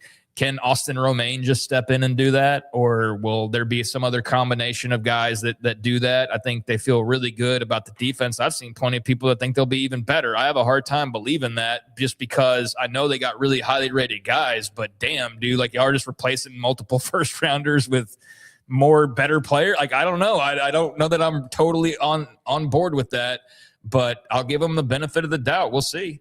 So yeah, I would, I guess, be most shocked by Kansas State being that high. I wouldn't have just expected them to be 3rd overall. I don't know what I would have expected for them, but I don't think I would have had them like top of mind as far as being one of the better teams in the conference in that regard. I don't have Levitt's fumbles. I'm looking that up. He threw 6 picks. Levitt threw, I think, 3 picks. Sims threw 6 picks. We know Sims is also more correct. Yeah. Yeah. Sims also, of course, unfortunately for him throughout most of his career, is somebody that does not hold on to the football very well, whether being sacked, strip sacked, fumble, running, whatever. So there's 3 teams out of the Big 12. Indiana was 1. Notre Dame was 4, and Texas was number 5. So 3 really good teams, as you would imagine, plus Arizona right there at number 2. 3? I don't remember. I don't remember who it would have been at number 3. I don't know why I didn't put them in there, but I didn't. It might have been San Jose State. I'll look that up. I'll go to the NCAA. Throw any random team, I guess, in there.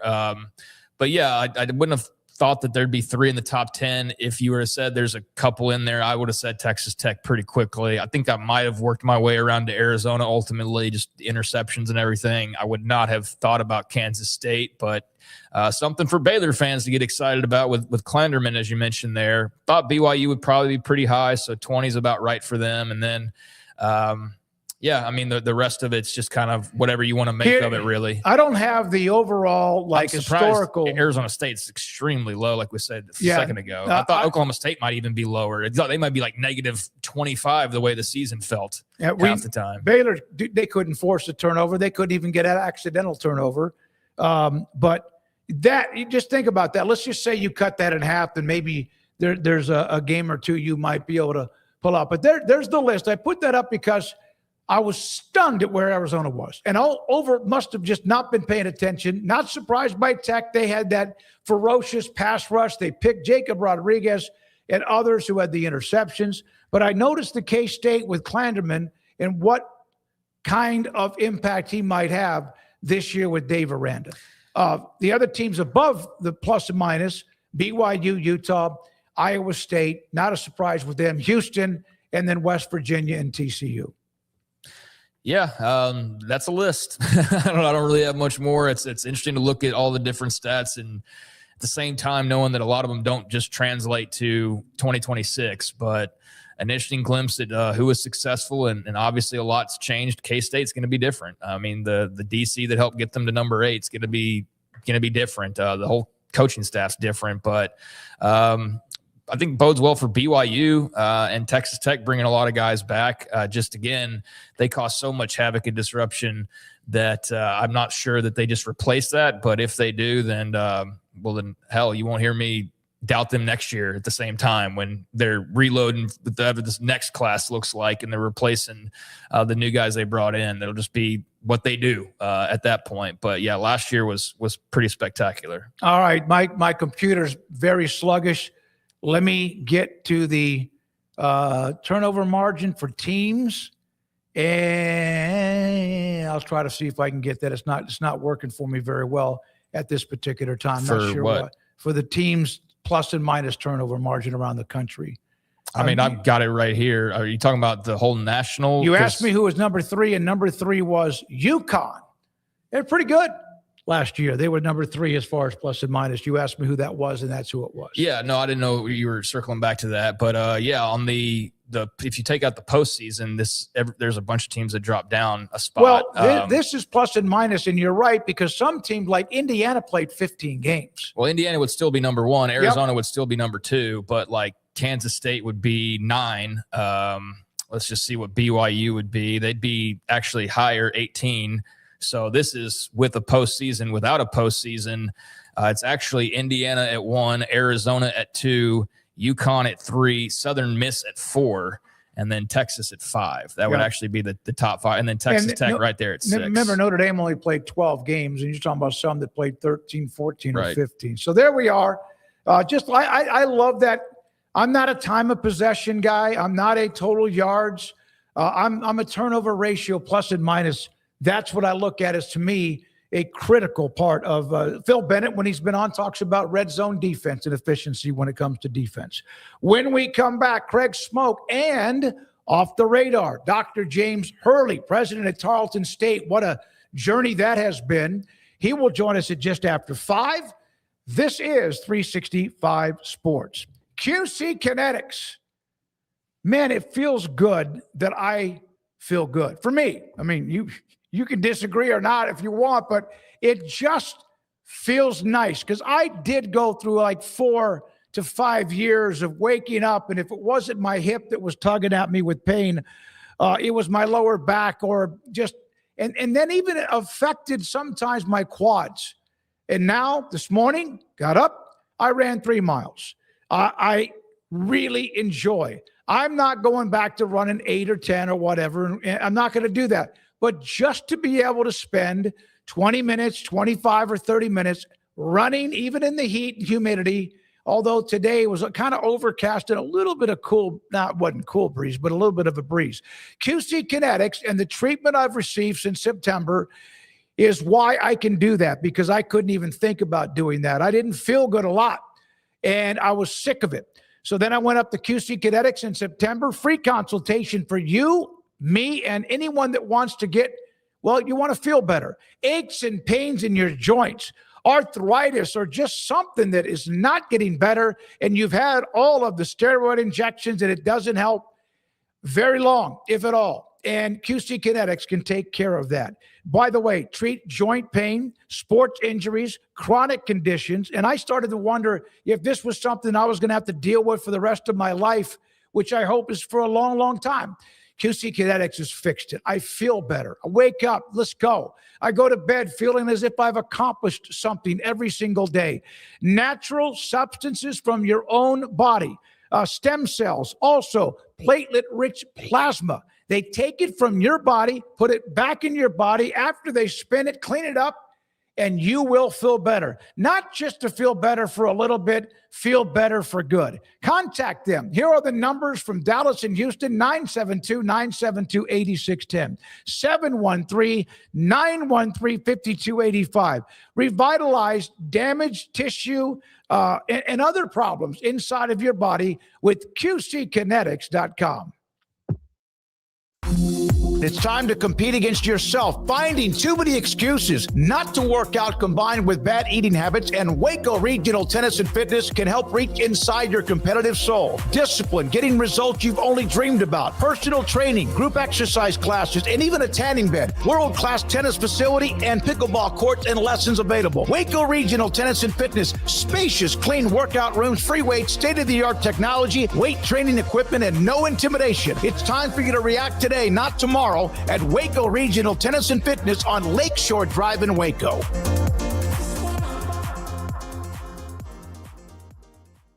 For anyone that's in the car buying mode or looking for a car right now or a truck, I would definitely come by Alan Samuels, get to know the people here like I have, how well I'm taking care of the dealership and how well, service and any kind of warranty issues and those sort of things. Because the way they take care of me, it's made me a Ram driver. And so I don't think they'd want to go anywhere else if they came here. Like Alan Samuels always said, Waco has a lot to offer, and so do we at Alan Samuels Dodge, Chrysler, Jeep, Ram, Fiat. Come by, let's be friends.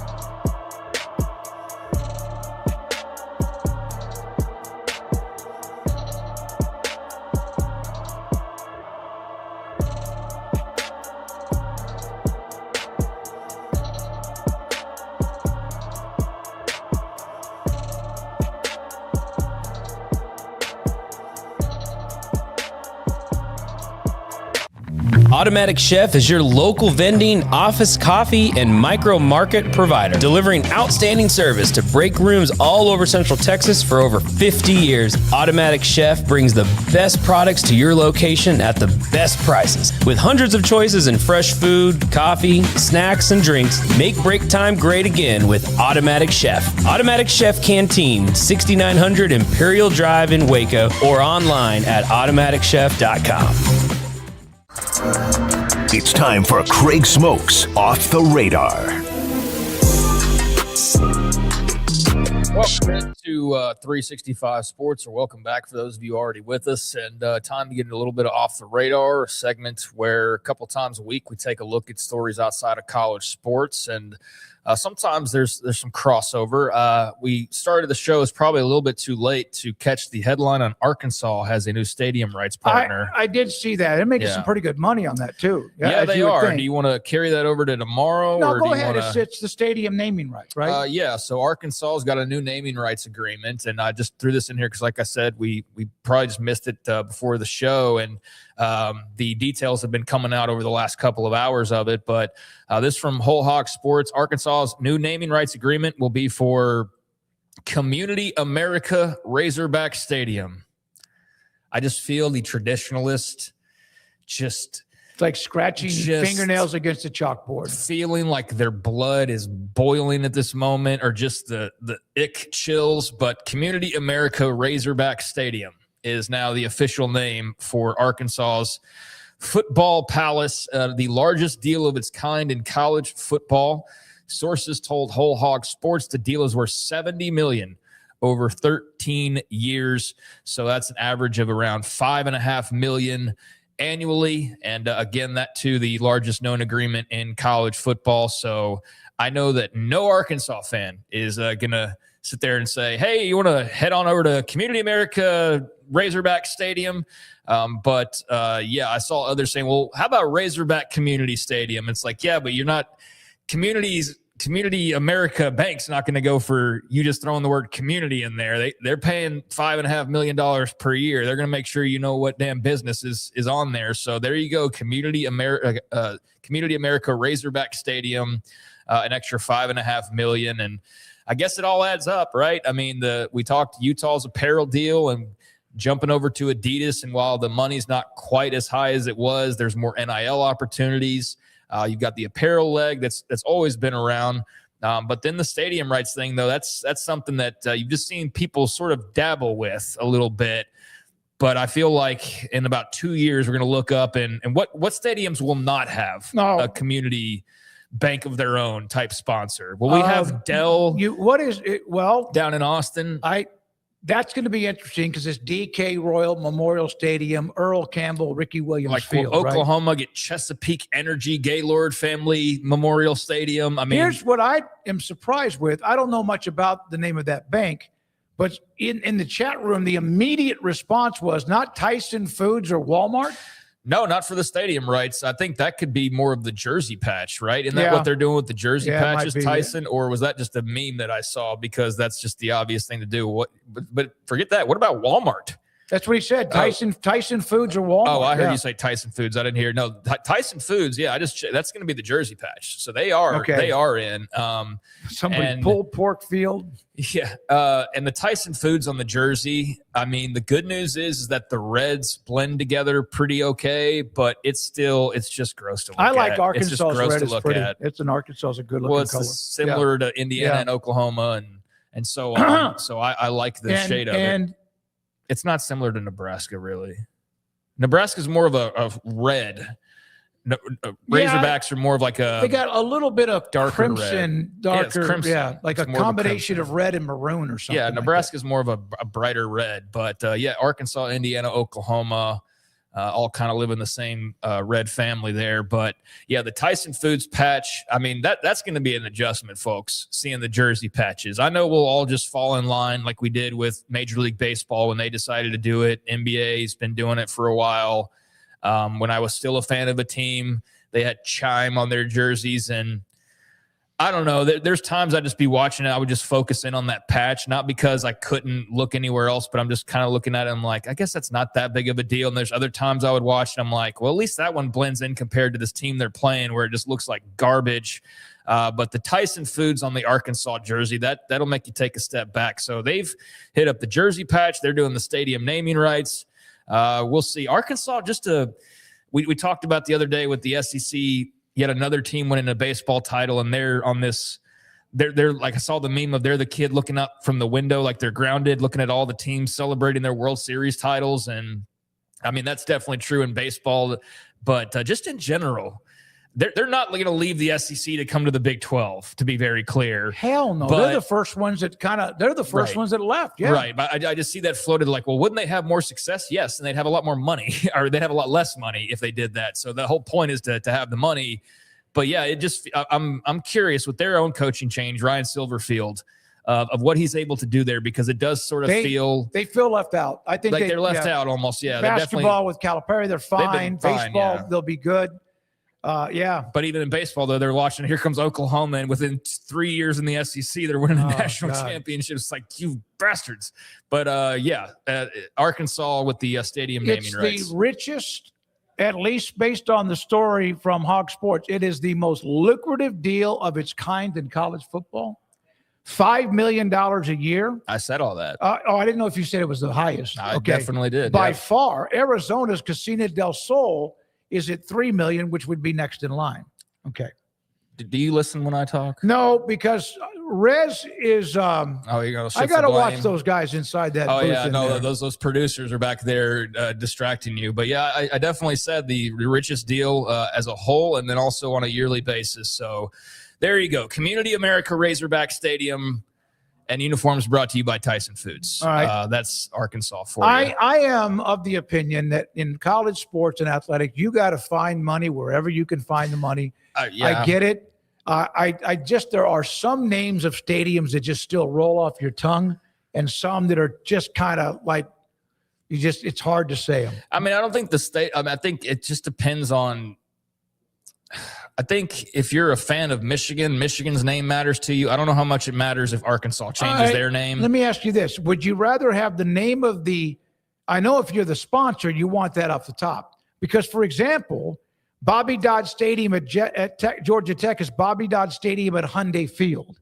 And you wonder if it would be easier to say if you put the name of the sponsor after the original name of the stadium. You know who dictates that? The sponsor. No, I know. I know. I absolutely know. I mean, I get it. If I had my way, I would put the sponsor dead last, but guess who's not going to go for that? It's the sponsor. But they join a line of, you've got Casino del Sol Stadium, Arizona, which Texas Tech fans are like, what? Did you just say casino in college sports? That's another thing. I mean, we talked with Oklahoma State yesterday, the Osage tribe.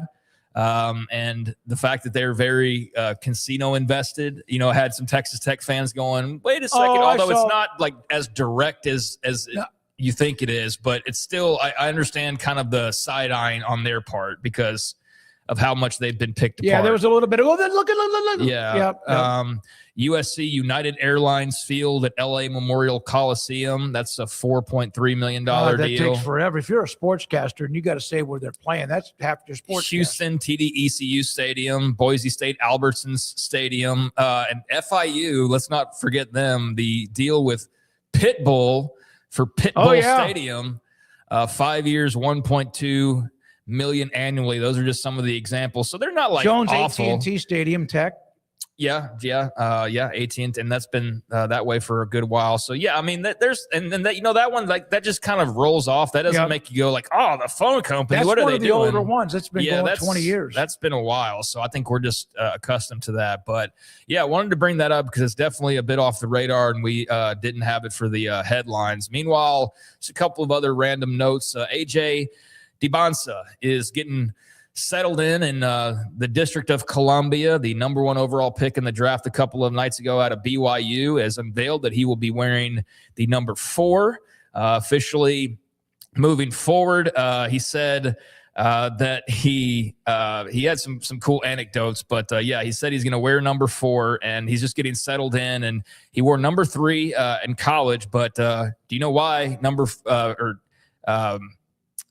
why he's got to change numbers? Because you know who number 3 was? Trae Young. So he got one of those. Okay. I guess they probably had a brief discussion. I don't know if I can name 5 NBA players in their numbers. I'm going to guarantee you probably can't. Yeah. Like I thought you were just going to stop at NBA players, and I feel like you can do that. I can name Jerry West, 44 from current NBA players. I know. No, I'm talking. I could do more in the past than I can right now. Currently, I can. Yeah, but he said, I think you could name 5 currents because you just go like Giannis and Luka and LeBron, and it'd be pretty easy. Is Luka 5? No. 7? Well, he was 77 with the Mavericks. I'm trying to think of what he is in the Lakers. I've watched little to none of them because that's still too fresh. But no, I get what you're saying. I think you could name 5 current players, what I'm talking about, but Players and numbers, no chance in hell, no way. But he said that he wants to wear the number 4 because he was previously number 3. Obviously, that's Trae Young, but he was also the number 1 pick. So 3 + 1 = 4. AJ DeBonsa is wearing the number 4. So that's a little anecdote from his opener press conference. Meanwhile, FIFA World Cup is rolling on along. Let's see here if we got the finality of this one. Looks like we're still ongoing here, but Ivory Coast up 2-0 on Curacao up in Philadelphia. Also out in New Jersey, Ecuador 2-1 over Germany. So trying to see, is that list if that's... Now, see, I acted surprised. I think that's got to be... No, that's definitely notable. Yeah. So that's still ongoing right now. But, if Germany loses to Ecuador, that'd be pretty notable. So you got those 2 games getting very, very late now and just about wrapping up. And then a bunch of games later on tonight, including the team that we all care about most, who will have the prime time slot. The Netherlands is playing tonight? No, Sweden, of course. Okay. We all care about their match with Japan starting at 6 o'clock. But yes, in Arlington, Japan and Sweden in AT&T Stadium, or what are they called? Dallas Stadium, as FIFA is making them call it, even though it's 30 minutes away, Arlington to Dallas. Just kind of funny how they do that. Dallas gets too much credit for a lot of things pro sports. Well, and everybody's kind of got their own version of that now, and we're seeing it more with the Bears trying to move their stadium. They're not going to be in Chicago, and many of them are kind of like that. I mean, the Arizona Cardinals can get away with it because they're not the Phoenix Cardinals. They're just the Arizona Cardinals. So, go be in Glendale or wherever you want to be. But, the city of Dallas gets a lot of – I think what drives me most mad is when they show, like, downtown Dallas during a broadcast when they're coming back from commercial. It's like, dude, they're nowhere close. Whether it's Fox, CBS, ESPN, they show, like, the Cowboys are playing Here's the Cotton Bowl. Yeah, they show, like, Longhorn cattle. And downtown Dallas. Yeah, and the Longhorns, Fort Worth, that's the Stockyards. So that's also not Arlington. But nevertheless, Japan, Sweden tonight at 6. Tunisia, Netherlands tonight at 6. That's from Arrowhead Stadium out in Kansas City. Then later on tonight, Paraguay and Australia from Levi Stadium in Santa Clara. And all these are naming rights. I mean, talking about college football, I mean, all these stadiums, AT&T, MetLife, Jiha or whatever it is, SoFi, Levi's, all sponsored stadiums. So college football just professionalizing, if anything. And then later on tonight, the game that we all truly care about, United States and Turkey. It means something for the United States. They're in to the knockout round, but they want to get a night as good a seed as they can possibly get by going 3-0. Yeah, and there's a couple of World Cup podcasts that I've like dipped into, and the expansion of the field, having more teams. It's funny. There's so many correlations between soccer and college football in particular, and it's just funny to hear them the other night complaining about how watered down the field is and how there's a bunch of games that nobody cares about because it's a couple of teams that don't really deserve to be there. And I'm like, oh, are we talking about the college football playoff, or does it stumble into it's like, no, they're talking about the World Cup expanding their field. And I was like, well, this is a conversation we've had and we're going to continue to have about the college football playoff as well. So, looking forward to seeing the U.S. tonight, though, and it's what they call a dead rubber, which is a meaningless game as far as the statistics and everything goes on. That was what I was getting at, is because of the expansion too, all of the scenarios are much more convoluted in some ways as far as the seedings and things like that in certain circumstances, trying to hear them explain, well, no, they've got to beat so-and-so, and if they draw here, then they got to do this. Do they need to rest people? Right, yeah. Germany's already in, so that even if they were to lose, they're fine. So the U.S. has already clinched first in its World Cup group. Turkey's already eliminated. So this is basically an exhibition game, and the U.S. will likely rest some starters. At least that's the way I best understand it, but I am no soccer expert. So there you go. There's a few things off of the radar, unless you want to talk about Sophie Cunningham pointing, because you wanted me to bring that up. I just think she's fantastic. There was an issue last night with a game between whoever it was, like the Liberty and the Indiana Fever, and Caitlin Clark, who is a flopper at times and a little bit overly dramatic, but here comes the hate now. No. At times she gets hammered, and it just seems like she's not getting many calls. And there was a lady. There was a physical game just a couple of weeks ago a couple of days ago, excuse me. And it is, what's her name? Alyssa Thomas received a flagrant foul 2 penalty and a 1-game suspension after not getting called for a foul on a loose ball. Down on one end of the court, she actually kind of seemed like she took her knee into Caitlin's leg and then had this kind of, it wasn't a punch, but she had kind of a rolled up hand in her neck. And there was outrage, a lot of different people. And of course, with the WNBA, my God, it turns into all sorts of things. Dramatic. It is It's so like, dramatic. So she got suspended for a game. I saw our friend Stacey Dales call it out, saying that you got to do something here. So they have, and now they'll complain about that across the board forever. Now that you called Caitlin Clark a flopper, we'll be on the front page of Outkick. No, talk about she's a phenomenal radio talent. host hates Caitlin Clark. I know. Yeah. I don't. But at the same time, she can be a little bit dramatic. No, By the way, there's a lot of guys that have, even the NBA players that are very good about acting like they had their leg taken out when they get contact as well. No, I just find it interesting and sometimes humorous of the coverage of Caitlin Clark. I understand her popularity and everything, but I feel like she is very much just like this figure for culture wars in so many ways, and so are some of her WNBA brethren, and we see those being played out in real time with a lot of these WNBA stories. So, yeah, anytime somebody goes after Caitlin Clark or whatever, it becomes like this big thing. And yeah, so Sophie Cunningham is a really entertaining player. She cracks me the hell up. The new meme with her finger pointing, calling it out. And I've seen that 1,000 times in the last couple of days. She's fun. And the WNBA is more interesting than ever. You can say that. I mean, the ratings are apparently up. I couldn't tell you, I don't watch, but the money's up. The drama is certainly up. And clearly, there's a lot of people in that league who don't like Caitlin Clark and feel like she's a rag doll, even though she's made all of them 10 times richer than they would have been otherwise. And then there's probably reasons to also feel like she gets too much credit because jealousy. It's bigger. There's some of that for sure. I think there's also probably some validity to, others deserving some of the love as well. But it's like, are they as interesting? That's the thing with that. But it's a league that's got more attention than ever and more money than ever. They're flying now charter flights rather than commercial because Caitlin Clark is they were getting more and more numbers, but they're now flying charter flights. I just think the next big step for them is going to be to make national headlines without it being something revolving around Sophie Cunningham or Caitlin Clark and some type of a dust up. That's my only thing. Sophie Cunningham is my old Michael, your uncle. He just loves watching different videos of her because she's funny. Yeah, I know it's a little bit awkward.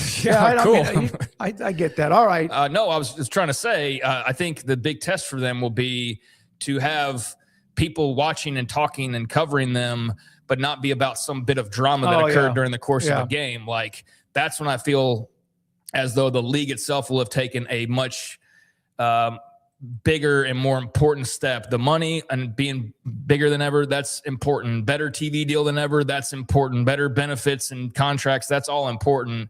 But from a coverage standpoint, when do we get to the point where it's just about the games? And maybe it won't be. Maybe that is the intrigue of the league. And I think for a lot of people it is just the drama and the fighting and all that comes with that. Women on women crime, in a way. There's jealousy, et cetera. And sometimes it gets over the top when it even dips into the racism and but Alyssa Thomas was she was suspended for 1 game. Is that it?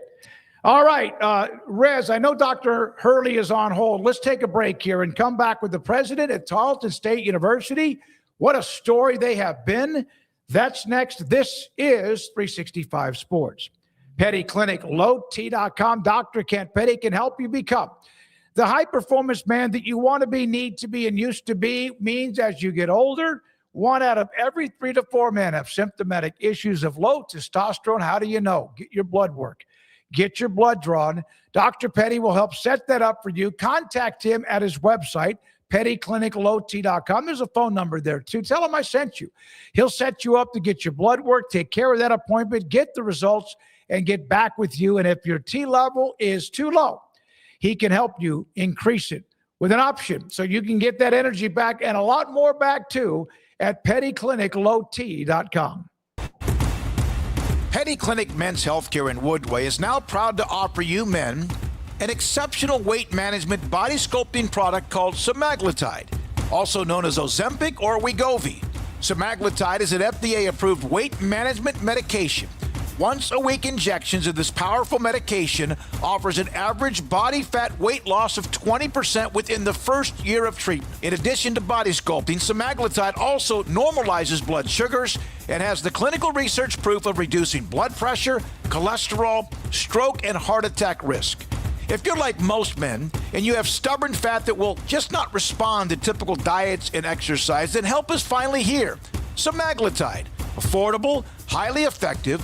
Google search Petty Clinic Waco and reach out to the Petty Clinic team today for a free consultation with Dr. Petty to see if semaglutide is right for you. Go to pettycliniclowt.com.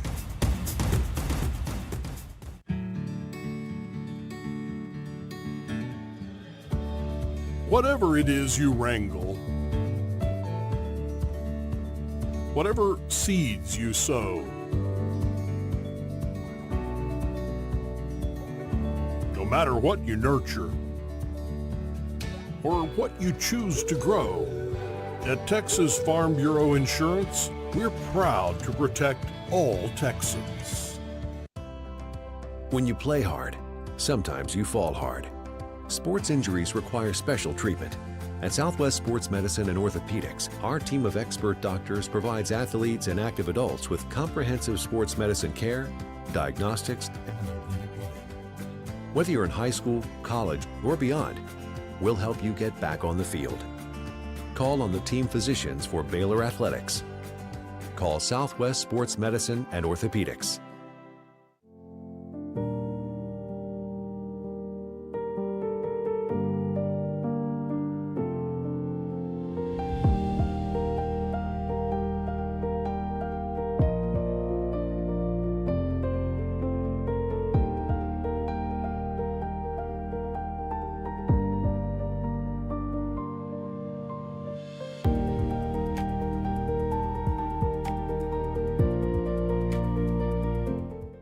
I pitched in the major leagues for 24 years, and let me tell you, I can feel it in my joints. Shoulders, elbows, and knees. Trust me, pain doesn't retire when you do. I tried everything to get rid of the pain. Nothing worked until QC Kinetics. Baseball legend Roger Clemens and other patients are getting lasting relief with QC Kinetics regenerative treatments. No surgery. I trust QC Kinetics. You should too. Let's commit to getting rid of all the pain. Schedule your free consultation today. QC Kinetics. Better starts here. From the TFNB Your Bank for Life studio.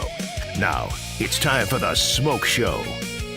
Presented by IdealMRI.com. Premium quality MRIs, convenient, affordable. That's ideal.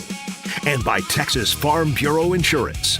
We are Texas Farm Bureau Insurance, your insurance provider built by Texans for Texans. And we've been protecting families in our great state since 1952. TFNB, your bank for life, serving Central Texans since 1889. It's time for the SMOAK Show on 365 Sports with David Smoke and Craig Smoke. All right, here we go, the 5 o'clock hour. And Dr. James Hurley, president, Tarleton State University in Stephenville, joins us. We have tried to tell the story about Tarleton State athletics, football, and more. The university itself along the way, as they have really done an unbelievable job. And you got there, what was it, 2019, Dr. Hurley?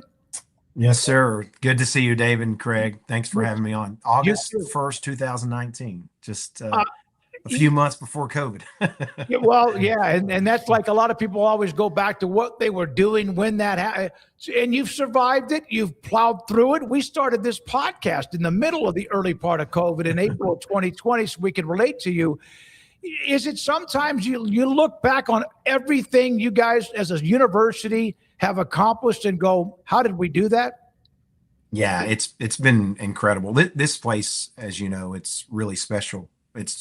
We're starting our 127th year of academic excellence and providing access and opportunity and affordability to really students across Texas. 97% of our student body, Smoky, they hail from the great state of Texas, and so we're really proud of that.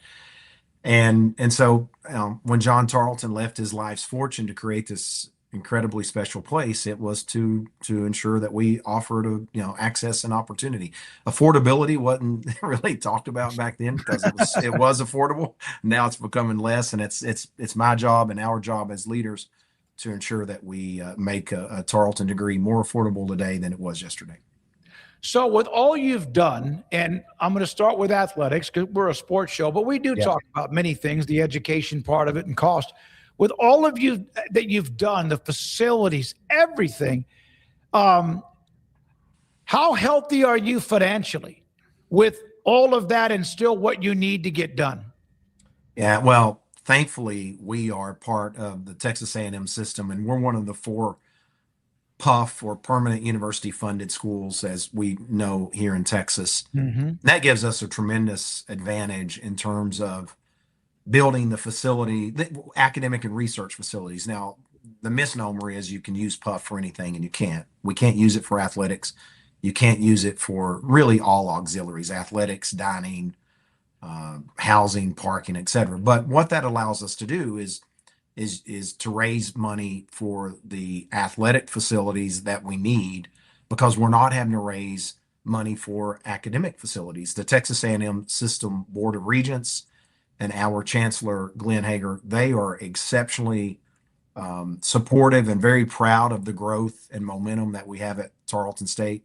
And to be candid, they have invested as much, if not more, in Tarleton State over the last 5, 6, 7 years than they have the flagship. And they're very proud of that. And we are too. So yes, we're financially very strong. We have, as you know, one of the strongest, if not the largest FCS budget in the country athletically. And our budget as a university has grown from, I think our total comprehensive budget now is over $850 million. That's comprehensive. The academy operating a little north of 400 million. So very healthy, very strong, and growing every year. Go ahead, Craig. Go ahead. No, I brought this up to you in a text, I think maybe even yesterday evening. Did you see where the NCAA Division I cabinet is opening the door to North Dakota State, Sacramento State, so they don't have to have that long transition that you or others, Sam Houston State, of course, had to wait, and now they can play for championships immediately? Yeah, I was really happy for those institutions. I think the only time I've been on your show, you were very kind. You and Craig allowed me to come and vent and state our case. And if you remember what we asked for, we did not want access to resources. We weren't asking for money. We were simply asking for access for our coaches and our student athletes to deservingly have an opportunity to play in postseason, because we had several teams that year that earned the right to play for the NCAA championship in postseason. They were denied through the waiver. So I am really ecstatic for both of those institutions. Sacramento State's president, Luke Wood, and I are very close. I knew the former president at North Dakota State. He's now at Iowa State really well.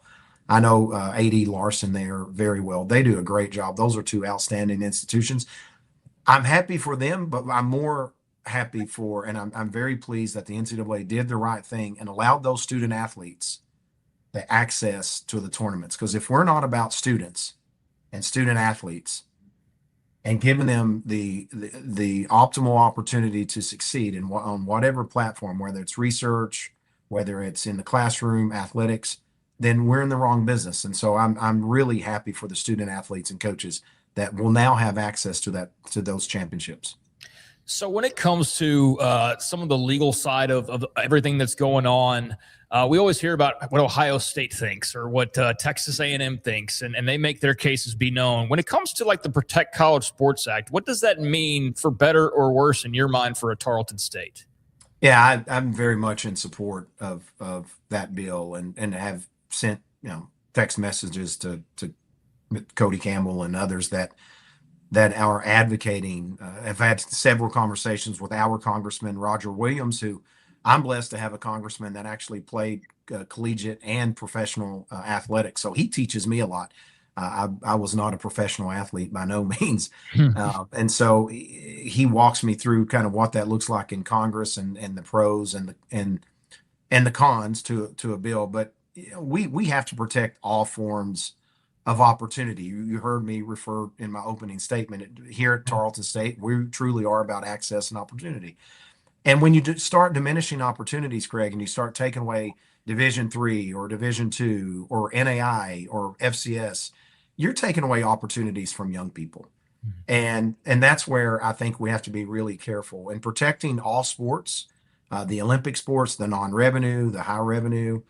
Those are really important. And I can tell you, our fan base, both of you know, you've been here, you've seen the job that Coach Witten's doing and all of our coaches, but we'll talk about football because we're 65 days away from opening game. Our fans will fill our stadium. We'll have 25,000 fans on opening game. They're just as passionate as Texas A&M and the University of Texas and whomever, Texas Tech. And it means something to our fan base. It means something to our student body. It means something to our coaching staff, our athletic director, our players. And so it is important to protect those entities. And I think you guys feel the same. You've always advocated for all of us. And that's why I love both of you. And I appreciate the platform that you provide for all of these institutions. Yeah, I mean, thank you for that. Yeah, I appreciate that because we do, and you do. I mean that. That's sincere. We started having interviews and segments on Tarleton State before Tarleton State became cool, so to speak. You know what you're doing. You've always been cool. So Todd Witten, love the guy to death. Former SFA quarterback. He's been around, but he's been with you a couple of different times and has built one hell of a good football program. Could this be his best roster as he enters the 26th season? No doubt. Smokey, you know how I feel about Coach Witten. He and I are, yes, I have to serve as his president, and he knows the expectations. To whom much is given, much is expected. He knows that. He gets that. I am more proud of Coach Witten. You know, Coach Witten has been coaching for 3 decades plus. Mm-hmm. A lot of coaches in his era had opportunities to either stay in their ways and abandon rev share, abandon the thought of using the transfer portal, etc. Todd Witten has leaned in more than any coach at the FCS level. The other thing that he did a few years ago, which I thought was really brilliant at the time, he saw where the ball was bouncing next. And footballs bounce oddly than basketballs. You never know where a football will bounce. And he knew that his role over the next couple of years would turn to more of a chief executive officer role. And Todd, as you know, was a brilliant play caller, very, very good at dissecting defenses through his offense. He knew he had to relegate that authority to someone else, step back and lead, not manage. And Todd Witten is one of the best leaders of men and the game of football, because he has really reinvented himself and re-envisioned what his program looks like. And I think this is the most, well, I know, I can tell you without hesitation, I'm sure you saw the announcement today. We announced, I think, don't hold me to this, 2 4-stars and a 3-star that we've added in the last month. This is the most talented roster we've ever had. Now, whether that translates to the best team is up to coach, and really it's up to the players and how well they bond, because we had 42 seniors that walked the stage last year. And that's the other thing that a lot of people don't know about Todd Witten. Since we made the transition and reclassified to Division I, 100% of Coach Witten's players that have stayed in this program or transferred into this program have graduated with a degree. Many of them have graduated with multiple degrees. So I'm really proud of Coach and what the championships and the games that he's winning. I'm more proud of what he's doing in the classroom with these young men. No, it sounds like everything's going at a really good rate and operating at a really high level right now. And, couple playoff appearances and just a lot of wins. And I was curious because we hear all this talk about the expanded playoff. What's it like being a part of a 2014 playoff? Like, what do you see as the benefits? Do you see any downside to it from your standpoint? Because, man, it works really, really well at the FCS level, and I'm curious in practice how it could possibly work elsewhere as well. Craig, we've been laughing among ourselves here in the FCS ranks. We've got a really good model that the big guys could follow, stop fighting and follow the little guys, because we figured it out. You ask a really good question. What don't we like about it? I will say for institutions like us, and it's not just Tarleton State, it's the North Dakota states, it's the Montana states, the South Dakota states. And it would be this way for most of the FBS schools as well. Not all. The big boys will continue to fill. That if you have to play on that opening Thanksgiving weekend, that Friday or Saturday, those are really hard dates to fill the stadiums. And so the only drawback would be that for that's the only drawback we have. And so what I told Coach Witten, our first year eligible, if you remember, we made the FCS tournament and we hosted a game on that weekend, and it was tough. I mean, I think we had 7,000 or 8,000 fans, and we averaged 23 or 24,000. And Coach said, "Man, that was tough. That was hard." I said, "Well, Coach, there's only one way to avoid it: win enough games, be in the top 8, and we never have to worry about it again." And by golly, he did last year. I think we were the 4 seed, and I hope we never look back and have to play on that weekend again. But that you never know. But if we do, we'll do our best to fill it. But Craig, you're exactly right. The model is in place. It works. I think the entire calendar needs to shift. We still call these student athletes, and we're getting every year we drift away from student, and that's really important. It's important to me. I think it's important to both of you. We need to ensure that the student is still hyphenated with the athlete, and that means we're going to have to make some significant adjustments to the calendar. You guys have come a long way in a short amount of time, and you've been there for all of that. We've mentioned that, and I brought that up early.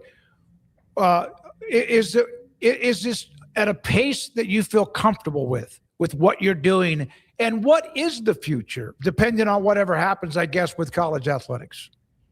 Yeah, no, it's exactly, I brought this to show you because you and I have talked about this before. This is our strategic plan, and it's the guidepost for this institution. And in 2019, when I first got here, we started developing this plan. Even during COVID, we stayed the course, and we were one of the few institutions that felt like continuing to plan our work, and then eventually post-COVID, we would work the plan. And it's worked really well for us. But in 2019-20, when we were making the transition, we set out to win the WAC Commissioners Cup by 2030. We thought by somewhere between 2028 and 2030, we would have our athletic program and the university at a point where we can start winning some of these big championships, whether it's in research, in the academy, athletics, whatever. And the fact that we've done so in 2026 is a real testament to Vice President Urias, our coaches, our student athletes, and our previous student athletes. And I tell all of those guys and gals that played here and graduated, you paved a smoother path for all of us to follow. And that's leadership. You want to leave it better than you found it.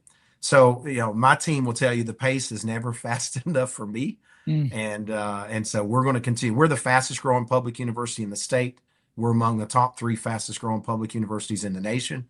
We're not letting our foot off the gas. It's kind of all gas, very little brakes. We don't say no brakes because sometimes you do have to pump the brakes and be realistic about where you are.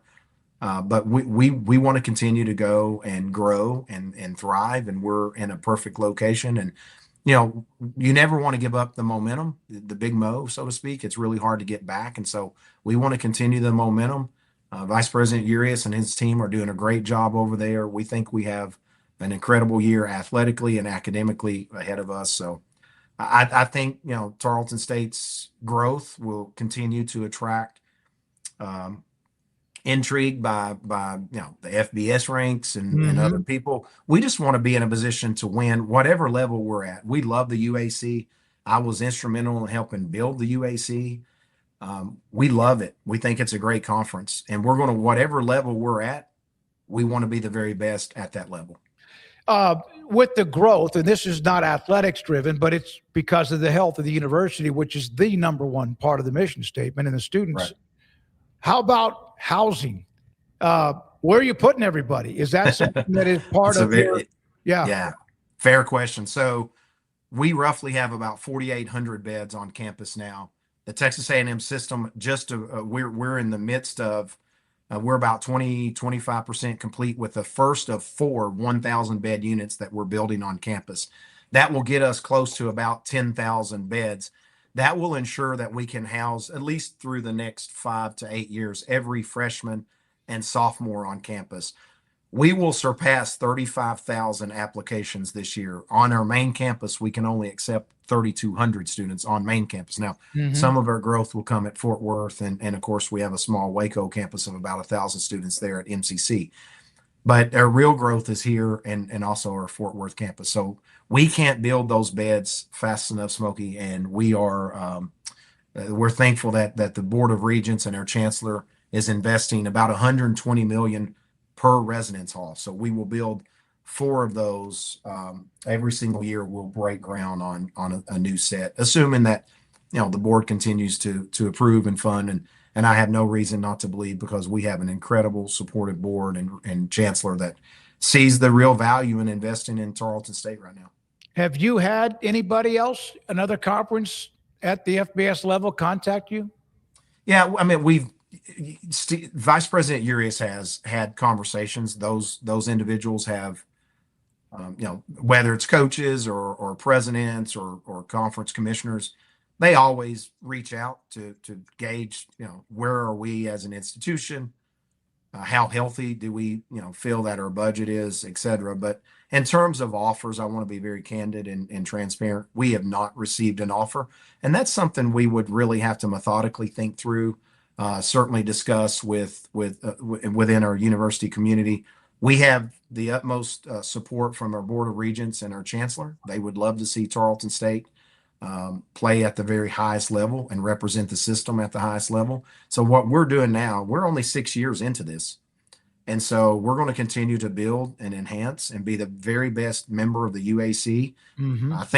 We think, and this will have to be measured, but Vice President Urias and I met today.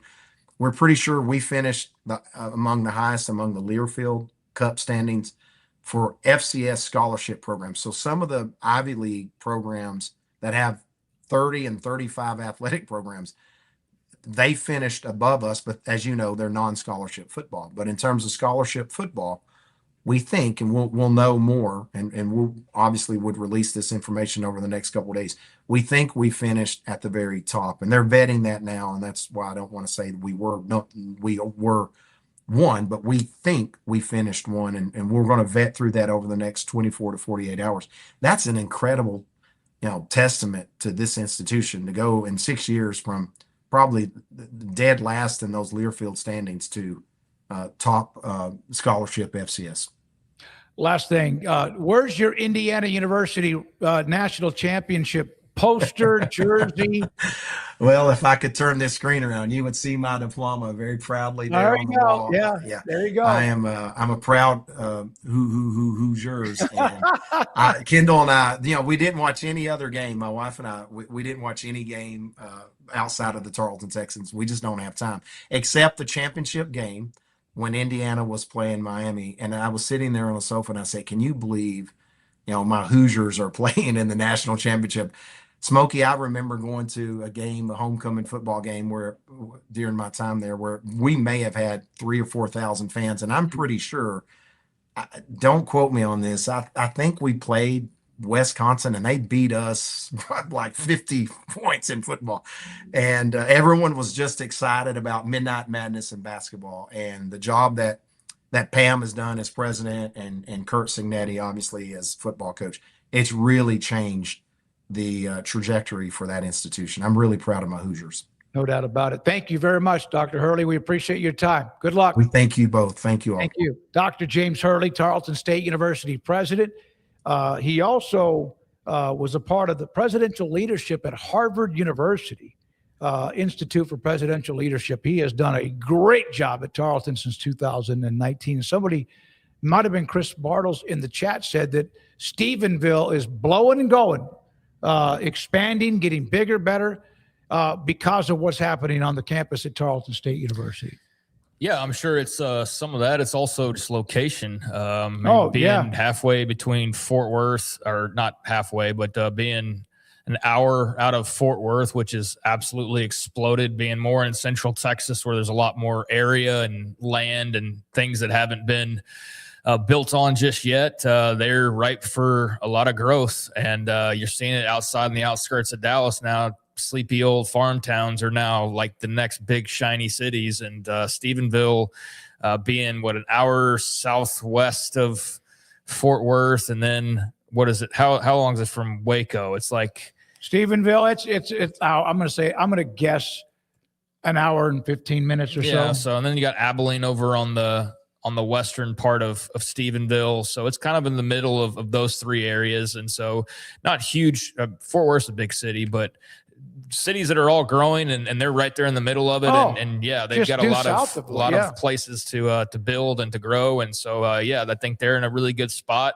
and they have clearly a lot of momentum, and I appreciate him joining us and giving us a perspective that's not just always of what the biggest school's president or the biggest school's athletic director thinks of some of this, to hear his thoughts on Cody Campbell, having talked with him a bit and whatnot. Like, what does it mean for other schools that we don't necessarily think of right off top? And also just, where do they see their future going? They clearly see wherever it's going, it's very bright right now for Tarleton. I've heard more about them in the last couple of years than I've heard in probably 20 years prior to that. Yeah, absolutely. I kind of only knew it for honestly being like a coaching factory. It seemed like every coach that was coaching in the state of Texas, high school, even some of the college coaches were Tarleton alums. Or am I misremembering that? Oh no, they're huge to flood the coaching mark. Yeah. They've produced a lot of coaches. Stephen F. Austin and Tarleton State are among, without question, the dominant at the top of feeding coaches in the state of Texas. Yeah. All right. We got to get to the wheel, the quizzes, the poll, and much more. Thank you to Dr. Hurley for your time. We got some super chats. You want to do those first, or what do you want to do those now, Rez? We'll do that first. Let's do the super chats from today's show. We appreciate those. And just saw Jason E. saying thank you for the interview with Eddie Nunez. Hopefully we'll see more of him. Thanks for getting him on. There's retired stockbroker. Thanks for the Eddie Nunez interview. Eat 'em up, Coug, from a former Letterman. Thank you, retired stockbroker, for that one, as far as a super chat with our interview with the director of athletics at the University of Houston. Anyone else? John Peterson, Houston, huge Houston fan and season ticket holder to like everything. Same thing with the UH logo on his super chat. John, thank you so much for that too. Yeah, appreciate that. Go Cougs. All right. Now let's spin the wheel.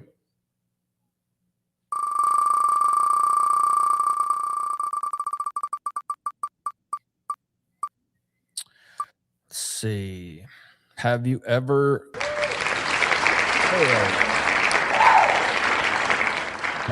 sailed on a cruise ship, and do you think it's worth it given you're sailing smoothly to a nice location? Is it technically sailing? I maybe it is, because you're in a boat, big, massive, huge cruise ship.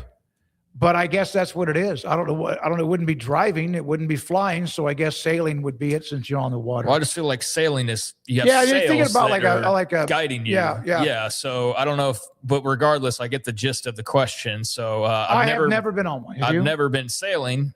I've also never been on a cruise ship, and I've definitely never been on a cruise ship that sails. So my answer to that is no. And I don't know. I'm weird as far as, I know that you're on this boat that's so massive and has got so many things going on. You don't feel like you're in the middle of the ocean, but I don't know. It gives me the heebie-jeebies being out in the middle of the water and just being stuck somewhere. I have nightmares of the duty boat, which that's what I call whatever the official name of the boat was, but the one where it like stalled and ran out of power and people were stranded and like the toilets were overflowing and people were sick, and like that's just my nightmare would be to be stuck in the summertime on a cruise with hundreds of people and like no running water. Like there's I can't nowhere to go, even though it's a big massive island that's floating. And that's one of like a million ships that have come and gone since then, but still I can't ever not think of that. I think of sailing, by the way. I think about a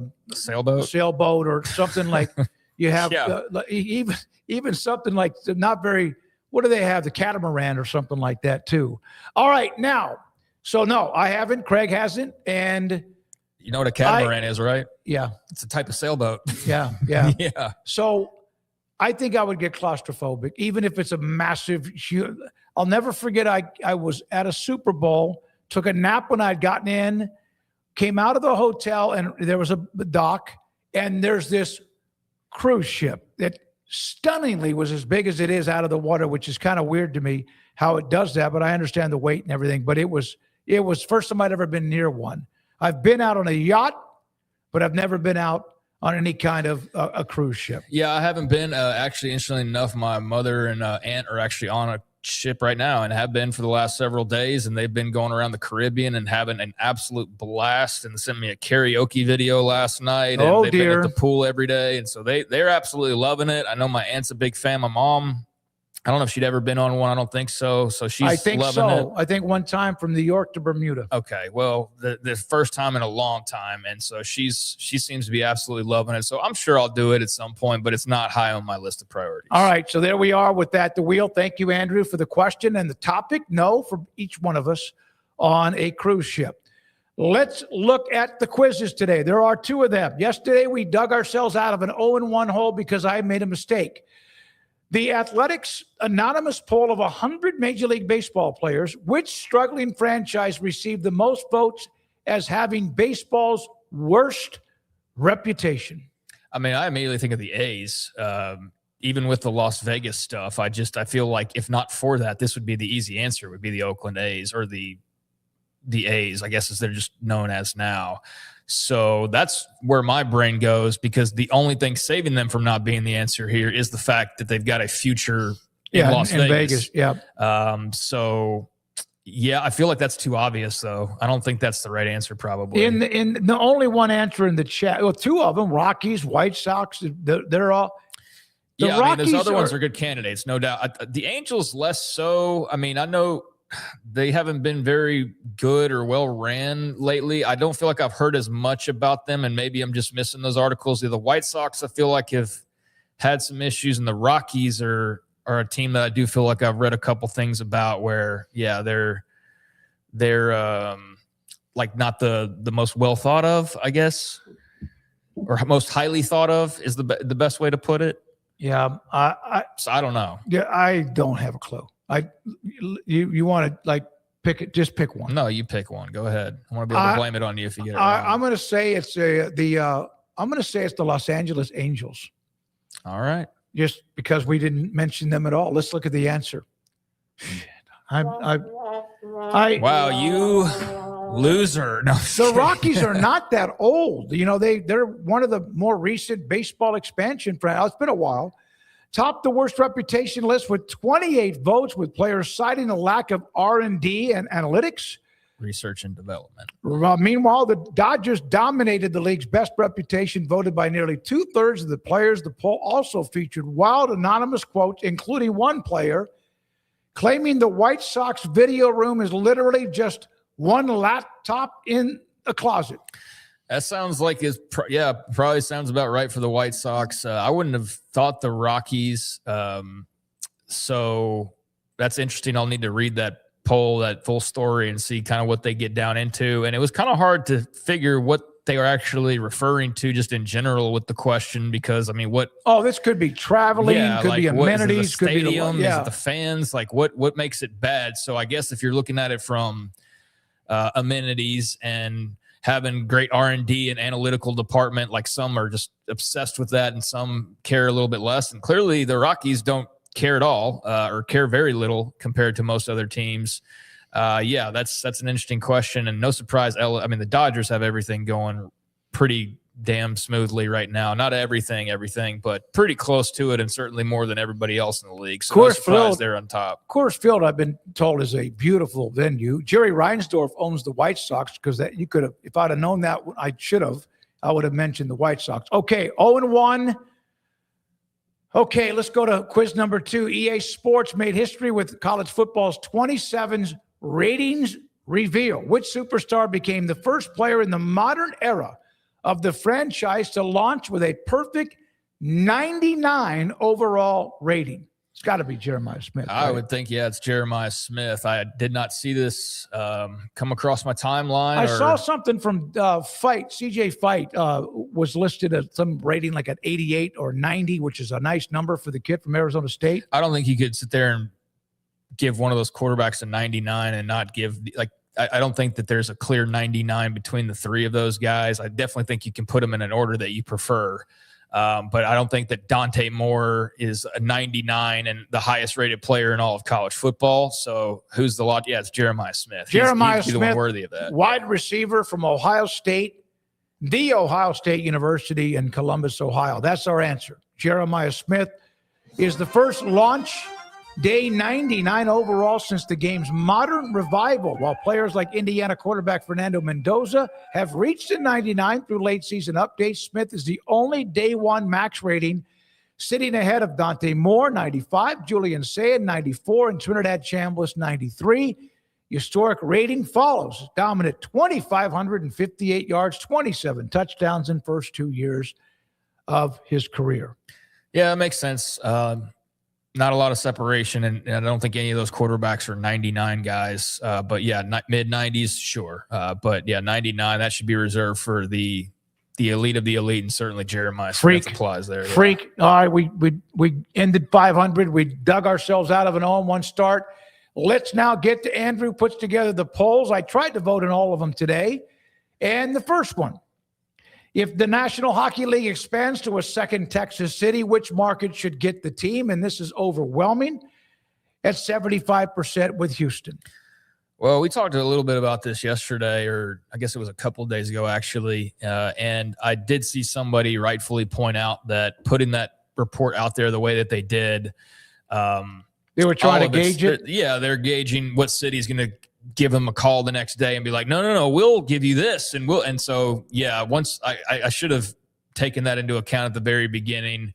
I still think they are going to choose between a Houston or an Austin, but I don't think it's maybe as close as they're on the same plane. I think Houston's got to be the favorite. Houston is a much bigger city. It's separate enough. I mean, Austin's not close to Dallas either, but just I think the further the separation, the better. And Dallas and Houston are definitely on opposite ends of the spectrum in certain ways. So, I think they've proven time and again you can have two successful franchises in Major League Baseball and the National Basketball Association and the National Football League and do just fine with Houston and Dallas teams. And obviously San Antonio in the NBA, relatively close to Austin. So I think of all the sports, I do think hockey would be the one Austin would probably do the best with, but I think Houston's got to be the choice for the NHL just because of the size of it. All right. Or so, that and various other factors. Yeah, I don't think this is close. And I still think that Austin is I think they're going to leverage Austin. But it's still soaking with University of Texas and the Longhorns, even though there's the Cowboys and others. It's a great city. But I don't see it as a hockey city. Well, I mean, I could see it because I pointed out Columbus, Ohio, and the Blue Jackets. I mean, that's an Ohio State town through and through, but they've got an NHL team. So I just thought of Austin being able to be similar in that regard. No way on an NFL team. NBA, I was actually reading something about Austin and the Moody Center and the contract there. So they don't own the Moody Center, and I forget what the exact wording of was the agreement, so we get too far out of my depth here. But yeah, there's some complications there, and plus each place apparently has to build a new arena. So I don't know, but the Moody Center could accommodate hockey apparently. I just don't think it would meet the